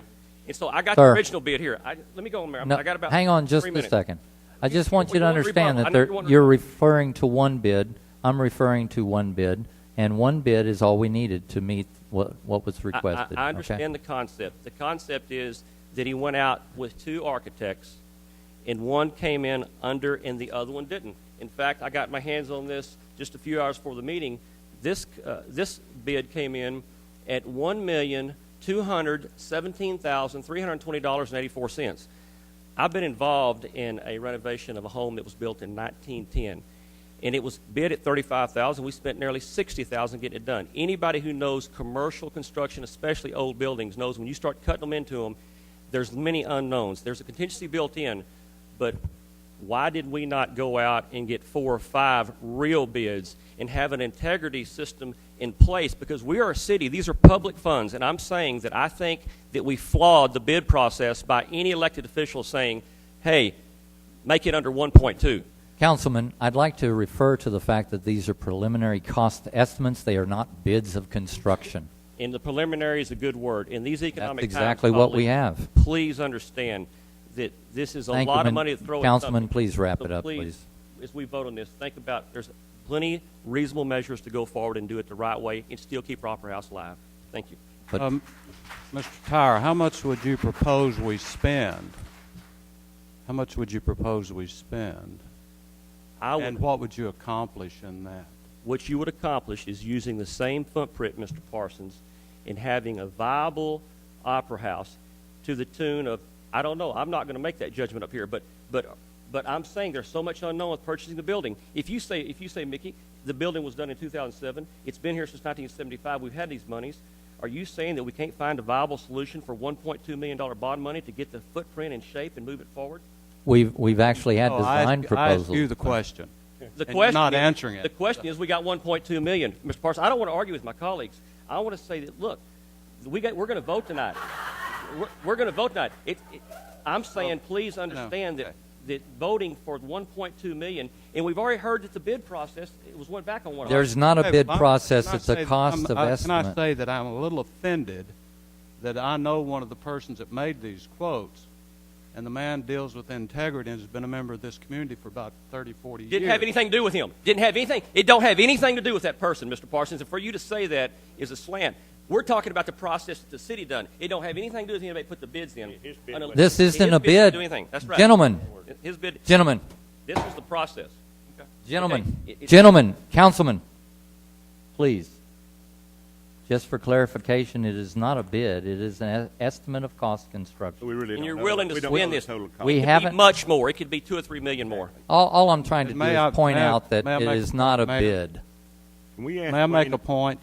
I understand the point about historic restoration, and that's very apparent from what's gone on at our courthouse. But do you understand that the inside of this opera house was built in 1970, and there's nothing unknown about what's inside that opera house the way it's built? And it's did a great job for all those years, and we can't make it without doing something grandeur and spending $3 million. I'd like to ask our financial director, tell us from a financial standpoint, with the way that it's been operated, and you see the numbers here on the cost and the expense, is this a good investment financially? Well, I think everybody's agreed. In fact, our president said that arts are never a good deal. So answering as the finance director, no, this is not a money-making deal. There's no way you can make it. Thank you. I'm saying let's be reasonable and don't spend. Well, I'm glad all you're of- opposed to the arts, sir. I'm not opposed to the arts by no means. If I could ask Say what- the architect, one of the architects who Is it presented a on the cost of motion, Mayor? estimate, we still have a motion. We still have a motion on the floor. We're in discussion. And apparently, Councilman Tyra wants to talk about cost estimates. if I could invite Mr. Gaffin up to the podium to Mr. talk Gaffin to us has done nothing about. wrong. He presented No, something. that's fine. To That's get fi- him involved in our discussion, I'm not. our argument. Sir, it's not an argument. You said you weren't arguing with counsel. I'm not arguing his numbers, so he don't need to We're, come we're up not here. arguing.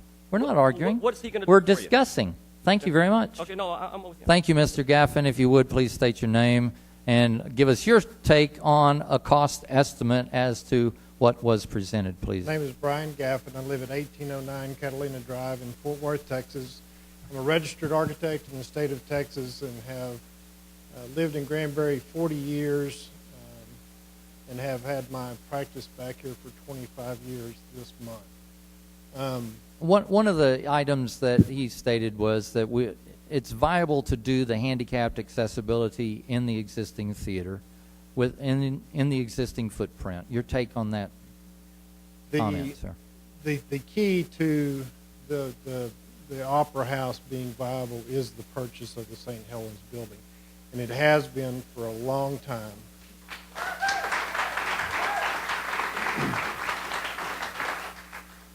And I think that Mitch, if somebody could spend just a few minutes with you and review the plan, because it's really the keystone to the overall concept, is the purchase and the acquisition of that structure and the way that people will be able to flow from the Opera House into the St. Helens to an ADA bathroom facility that accommodates enough people at intermission, that flows into a green room, that flows into the area where the actors will be able to undress and unveil and be able to access the back end of the stage. Just 3 or 4 or 5 minutes is all it really takes, and you can tell that it cannot be done, not only from a logistical standpoint, but it can't be done from a physical standpoint without the purchase of that structure. When I first took a look at this, began to think that there was a possibility that the purchase of the building to the west was a more viable option for the Opera House, because it had some leasing capabilities, it already had some decent tenants in it, but finished floor considerations, locations of the back end of that structure in proximity to the Quonset hut and the functions that were contained within the Quonset hut did not make sense. So with that being said, I think it's just a simple explanation, and somebody just needs to spend a few minutes possibly with you to review the overall concept of that plan and how important it is to purchase that structure.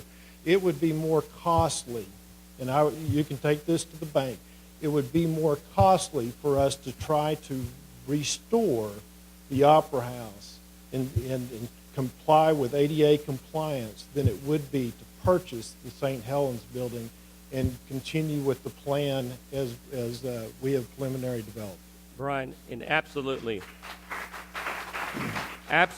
no disrespect to you. I understand. You're one person architect standing up here. Freese and Nichols said we need a structural engineer, okay? And you've done plenty of projects. I've been involved in many projects. Engineers, architects work together. They get those estimates. I'm saying that how can I sit up here as a council person and make a reasonable effort when you're the only person who's classified as expert standing up here tonight saying this to my colleagues? I'm saying there's many other folks who would have many other things to say. To say that we cannot do this any other way but to purchase a building, as far as I'm concerned, is flawed, because I've talked to engineers and we visited about this. Has been going on for years, like you said. You saw some of the drawings back from 1980. I appreciate what you say. In my intention, or I should say the mayor's intention for bringing you up here, I hated to see you come up here because it does put us at odds, because I don't want to see us purchase that building, because there is a reasonable way to do it. Theater people have said it, so have engineers have said it. But we were never given that opportunity because we put on blinders and went one direction. So please don't take this personally. Oh, I'm not. I love Freese. Brian, do I know you? They're great engineers. I know you, and so this doesn't have an effect on anything. Brian, can I ask you a couple questions, please? Sure. One of the plans, and you know, you're absolutely right. We could probably look at those plans for 5 or 10 minutes, and we'd probably look at things a lot different. But we wouldn't offer those plans. So some people got them, some of us didn't. But if we could look at them, we might understand them a lot better and make a 5-second decision on $1 million deal. I don't do that personally, not my own business. But was it you or the other architect that had the bathrooms building on the back of the building and putting a bath and a handicap ramp in the back of the building. Not, I'm talking about of the Opera House. You're saying that can't be done? I'm saying logistically, Tony, logistically trying to renovate or restore the Opera House and maintain that as a production, it does not work. You cannot take that existing footprint and develop it and continue to have production in there. If you phase that through the purchase of the St. Helens building, and we phase the construction from the Quonset hut back around through the St. Helens and then into the Opera House, then it can be done logistically. The bathrooms that I propose are directly behind, and it's I thought it was direct, yours. I wasn't sure. directly behind the St. Helens structure, between the St. Helens and the Quonset hut. That is a design concept that I proposed, yes. I thought you'd tell me that, Brian. You maybe. But that did require the purchase, just so you know, it did require the purchase of the St. Helens building to accommodate that. Okay, but I haven't seen the plans, Mayor. But Brian, let me ask you a question. Are you saying we can't do this if we don't close down the Opera House until we get it done? In other words, we need to have the same. We've got to do one building at a time. But if we just, let's say we didn't buy that building, and your firm come in and says, "Hey, I'm going to oversee it," and we just want to redo the Opera House. Excuse me. And say that we looked at some plans here about 6 months ago, I believe. A guy was in here that showed us some black boxes. Mr. Alston. Plans. Mr. Alston. And he The architect that we got the cost estimate that Councilman Tyra was so upset over the dollar amount. Yeah. Okay. Well, that was Councilman. That's water under the bridge, Mayor. That's who the architect was. Okay. But anyway, if these guys can draw up something, and they're talking about 400 to 800,000, I don't really know, Mayor, what the price was. But if we closed it down, how long would it take? In your estimate, 5-second answer. How long would we have to be shut down to do the inside of the Opera House? 8 to 10 months. 8 to 10 months. Okay. If you did it like the original plan without the purchase of the St. Helens building. But, okay, how are you going to do it by purchasing the St. Helens building? How are you going to keep it open if you're going to be redoing it? If you purchase the St. Helens building, then you can phase the production, you can phase the construction from the Quonset hut, and then you can fill in the center, the section behind the Opera House and the St. Helens building. You can complete that construction. The St. Helens building, actually, there's not a lot of construction to be done in the St. Helens building, according to my proposal. But then the Opera House, the things that need to be done in there can also be, the long lead items can be purchased and they can be ready to be installed in a pretty rapid fashion. The electrical issues that the mayor alluded to earlier, there is brand new electrical boxes on the back of that facility. I'm sorry that y'all haven't had a chance to look at those plans, because it is imperative, at least in my opinion, it's imperative to purchase that structure in order to make that happen. And that is just simply my opinion. So we've purchased that, Brian. We'd never had to shut down the Opera House. We just moved the seats over into the St. Helens building. Is that what you're saying? No. I don't think that the answer is never. The answer is a considerably shorter period of time, Tony. Brian, I want to make sure you understand that your plan, nobody's throwing rocks at your plan, okay? And you're standing up here tonight telling us it's your professional opinion that you have to buy the building. There's no other way to do this. And I believe we've been showed, just like he said a year ago, a person stood up here and said we can do it without purchasing the building. We looked at about 3 options. So there are the options up there without buying the building. Just to refresh your memories, we were presented by Norman Alston Architects 5 different proposals, and one of them included gutting out the entire first floor of the Opera House, removing all seating, and then coming back with bleacher-style seats and presenting it as a black box theater concept. The other one was including ramps, cutting out the number of seats. The number of seats would total maximum 175 to 180 seats if we kept the seats intact. The seats would have to be removed. The flooring below the seats would have to be refurbished with ramps to accommodate ADA. The restrooms would have to be readdressed. One of the proposals indicated that the men's restroom would be relocated to the upstairs balcony area, while the women's restroom would be enlarged to have 2 more extra seats in it. All that proposal was presented to council back in December, and we looked at those designs. We looked at each one of those designs, and that's when I thought, well, what about if we expand? And I approached each one of the architects that was contacted regarding the what-if factor to expand, as opposed to losing the viability of the Opera House, the number of seats diminishing, and the grandeur of the lobby being compressed. Because once you start putting in an elevator into the existing lobby area, you've got even less space than what is currently available for the Opera House. And I'm sure you, just like the rest of us on council, have stood in that lobby and have stood outside of the lobby in order to get some air. Yes. So we know it's an issue, that the lobby space is an issue.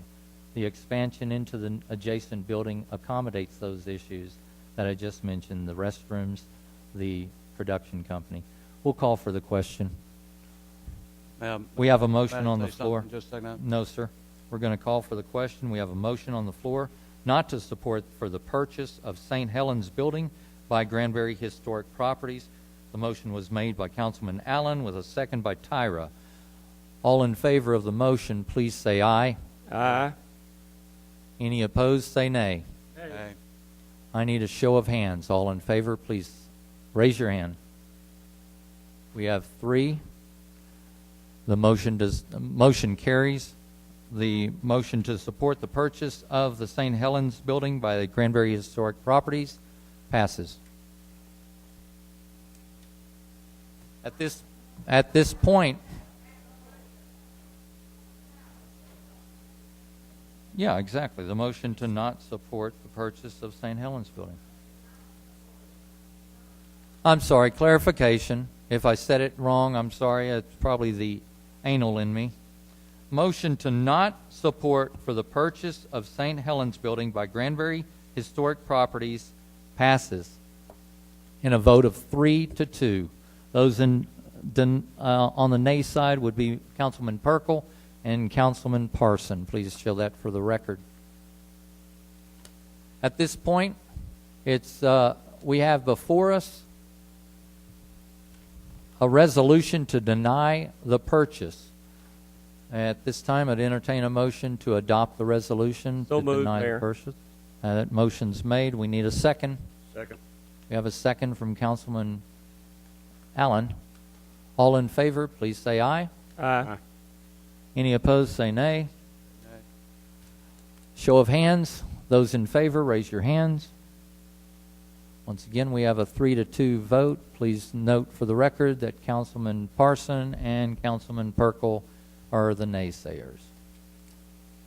Moving on to item number 6, a selection of a mayor pro tem.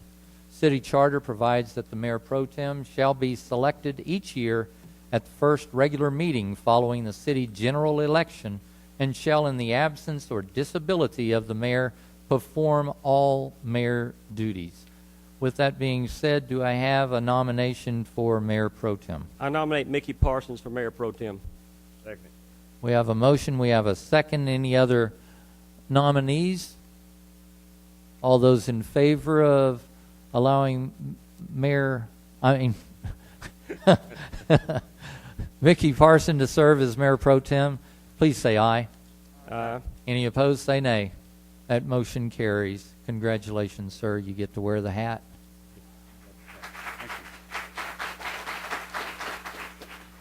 Item number 7 on our agenda, appoint a council member to serve on the board of directors of Granbury Historic Properties Corporation.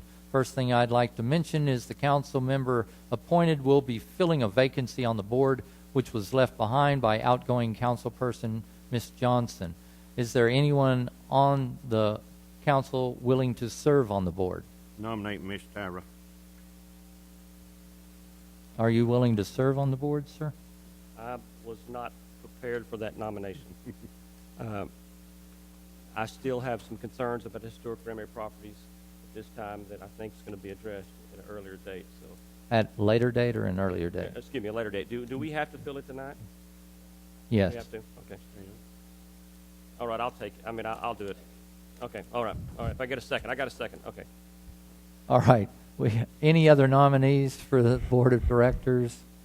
All right. We're going to move forward. All in favor of allowing Mitch Tyra to serve on the board of directors of Granbury Historic Properties, please say aye.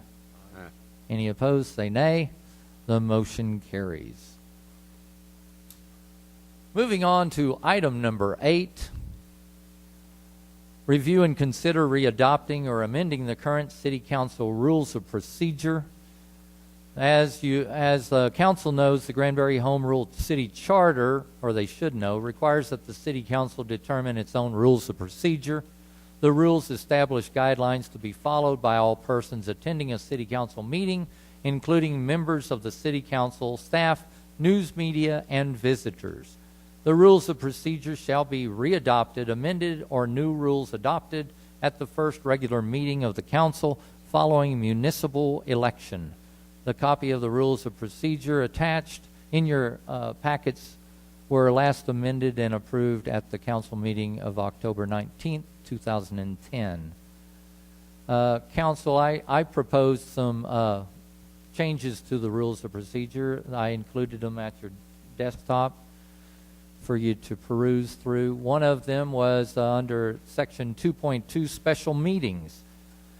In reflection of a newly proposition that was approved in our May 2011 election, it reflected that the mayor or the city manager has the right to call special meetings. I suggest that under 2.2 we reword that to be special meetings are subject to a call by 3 members of the city council, the mayor and or the city manager with notice given to the city secretary. Do you want us to take these one at a time? Would it be easier? The only concern I had about that, Mayor, when I read that is that you're going back to 3 council members and you're being more restrictive in this public venue. No, this is regarding special meetings. It actually gives 3 council members the right to call for a special meeting, whereas the charter doesn't allow you any say so as a council member to call for a special meeting. I mean, suppose you want to call a special meeting for Granbury Historic Properties to address that. You and 2 other council members could bring it together as a special meeting. Well, can you make it less restrictive? Like it is less restricted by that. Instead of 3, can you do 2? Special meetings are for special circumstances, and I think that's the way they should stay. As you know, in our charter, it states 1 or more may bring items to the agenda. This is something totally different. This is special meetings. As we've had special meetings called for water issues or city manager discussions, those kind of things. Those are special meetings. One of the things that concerns me is you have 3 voting members calling a special meeting. It has a taste of defying the open meetings because 3 people have decided they're going to have a meeting. Those 3 people could, in fact, vote, and that decision already made. So let's try to stay up on the approach. Can you just go to 2 people? I just want to reflect that that's what it currently reads. That's what our current rules of procedure read, is special meetings are subject to a call by 3 members. So if you want to adopt it down to 2 members, I'm on board. You're putting the mayor in there, which I think I'm is just great. adding the mayor and the city manager to That's things great. that were sliced out last time. Remember in October there was a bunch of things slashed out. So that was one. Add the mayor. The mayor's great if you just add 2 members instead. If you want to make that change, I'm on board, but That's all the amendment I'm asking. Great. With that being said, we'll take them one at a time then and adopt the special meetings to read. Special meetings are subject to the call by 2 members of the city council, the mayor and or the city manager with notice given to the city secretary. Any further discussion on this particular item? I need to entertain a motion to accept the amendment. So move. Second. We have a second by Mr. Parson. All in favor, please say aye. Aye. Any opposed, say nay. We'll readapt the language of Section 2.2. Section 4.1, the seating arrangement, currently reads, City Council members shall occupy the seats in the City Council chamber assigned to them by the city manager. Bear in mind, council that the city manager answers to the council, not the other way I'm around. sure glad we changed it because I don't want any elected official to tell us where we can sit. So, But you'd rather a city manager tell you where to sit. That's the way it currently reads. what do my colleagues want? I don't want to argue. I'm just addressing what it reads. Why is there? If we leave it like it is, couldn't we just leave it like it is? As I said, it states that the city manager gets to tell us where to sit. Do you want that? Why don't you just remove the whole thing? Why do we even worry about where we sit? Apparently, it was concerned by previous councils, or it wouldn't have been there. Well, then we can take it out if we want to. Yes. It takes the power and the control away from everybody. I think we can be gentlemen and ladies about it. You Yeah, think? I think seating arrangements, please. Yeah. Okay. Unless somebody wants to bust up something. So, now. do I have a proposal by you, Councilman? Yes, I'll make a motion that we just remove it from the rules of procedure, period. Then where do we sit? Where you sitting now? What if I don't like this seat? Don't run next year. Yeah, Yeah, boy. that's good. It's a comedy of errors up here. I made a motion. Is there a second, Mayor? No, it died for lack of second. Did it die? I just, I second the motion. I didn't know you had it. You called for a motion, Mayor. I'm sorry. My fault. well, We've been talking about it. Let me I was restate talking the in motion. circle. Just remove the seating from the rules of procedure. Second the motion. Remove section 4.1. Thank you, Dean. Second. any further discussion regarding the removal of section 4.1? All in favor, please say aye. Any opposed, say nay.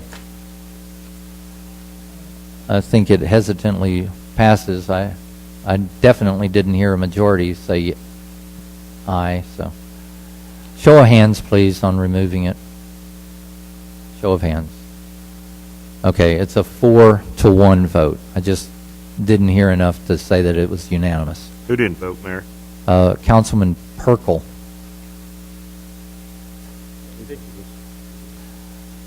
Another area in the previous rules of procedure that were voted on and adopted in October, it stated that every member present when a question is called shall vote either for or against, except on matters involving a conflict of interest. The charter specifies that the words aye and nay shall be used in votes during open meetings. It's clearly a clerical issue. I'd entertain a motion to accept changing it back to read aye and nay, or a and nay, as some people say. Entertain a motion. Second. We have a motion, we have a second. Any further discussion? All in favor, please say aye. Any opposed, say nay. Motion carries. 4.6. Other location states no member should leave a city council meeting while in session without the approval of the council of those good and valid reasons. As a presiding officer, I feel like it's imperative that if you're going to leave, that you address the presiding officer and you make acknowledgement with the presiding officer that you're going to leave a council meeting in the middle of a session. And previously, the language did read presiding officer. With that, I'd like to reinstate the words presiding officer in place of council. With that being said, I'd entertain a motion. No motion? So there's no member shall leave a city council meeting while in session without the approval of the presiding officer? Yes, sir. It currently reads council of those good and valid reasons. It's more of an addressing the presiding officer, acknowledging the fact that you're going to step out. We've already had an incident where a councilman had to get up to take a couple of phone calls, and it was good to know that he got up. Otherwise, I would not have been aware of the fact that he got up. And it's hard to get everybody on council to acknowledge that, and then we have to approve somebody leaving. Whereas if the presiding officer is made aware of it. So all you're wanting us to do is just call on, hey, Mayor, I need to take a phone call or something? Exactly. I make the motion that we do That's it. all this is about, No, excusal during meetings. So moved, Mayor. We have a motion by Mr. Tyra, a second by Mr. Perkle. Any other discussion regarding that? Call for the question. All in favor, please say aye. Aye. Any opposed, say nay. That ends my spin on any changes that we might need to make to the rules of procedure. At this time, entertain any brought forward by council.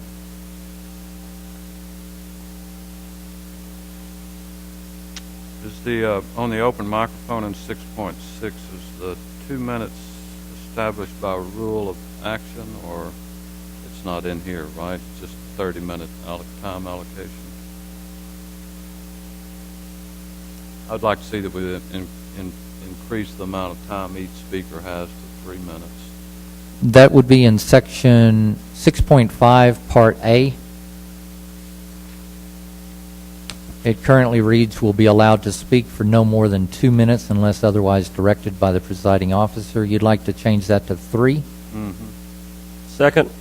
We have a motion and a second to change the language of section 6.5A, last sentence, to read, allowed to speak for no more than 3 minutes unless otherwise directed by the presiding officer. Any other discussion regarding that change? Call for the question. All in favor, please say aye. Aye. Any opposed, say nay. Motion carries.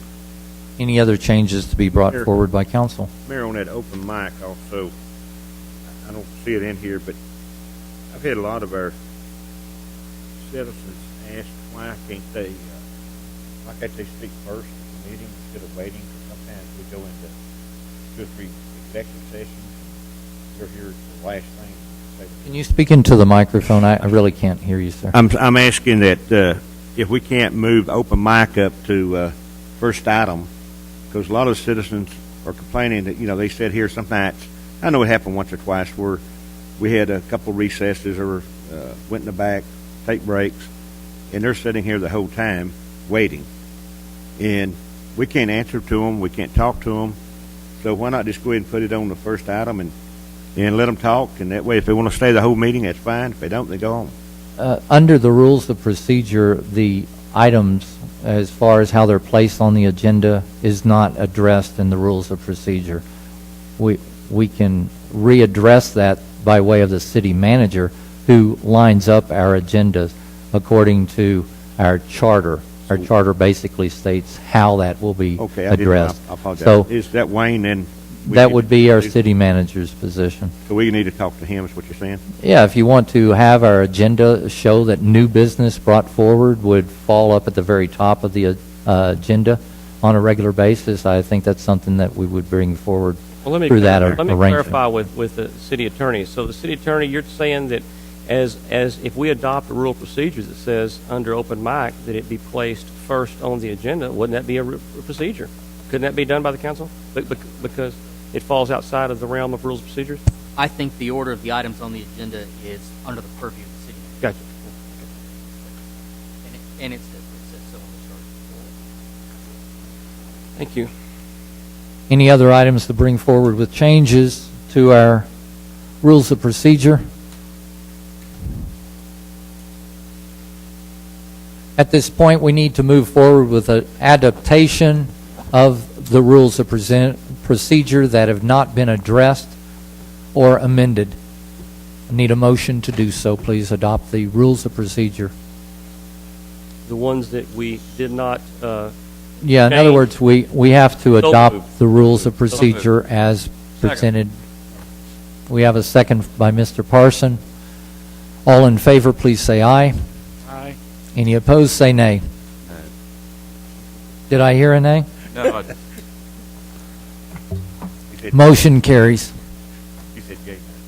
Okay.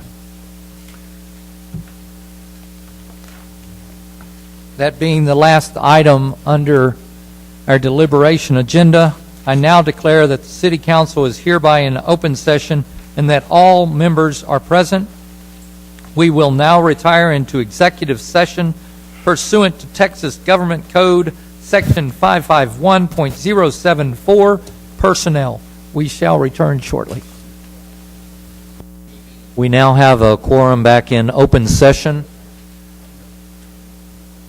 Was there any action taken back in executive session that we need to bring back into Yes, open session? There was No, there was no action taken. no action. No action was taken. However, with Was that taken. being said, we would like to entertain a motion to interview the candidates in a, go ahead. I'd like to make the Councilman. motion that we interview, personal interview, the 4 candidates still left for city manager, the 26th of July. July 26th, we have a motion to interview the candidates in a special meeting to be called at noon on July 26th. We have a motion. Yes, it will be in an executive session item And the city will furnish lunch. as part of the motion. That's not in there, but we have a second from Mr. Allen. Any further discussion regarding this executive session item and placing it on the date for July 26th at noon? With that being said, call for the question. All in favor of moving forward with personal interviews, please say aye. Aye. Any opposed, say nay. Motion carries.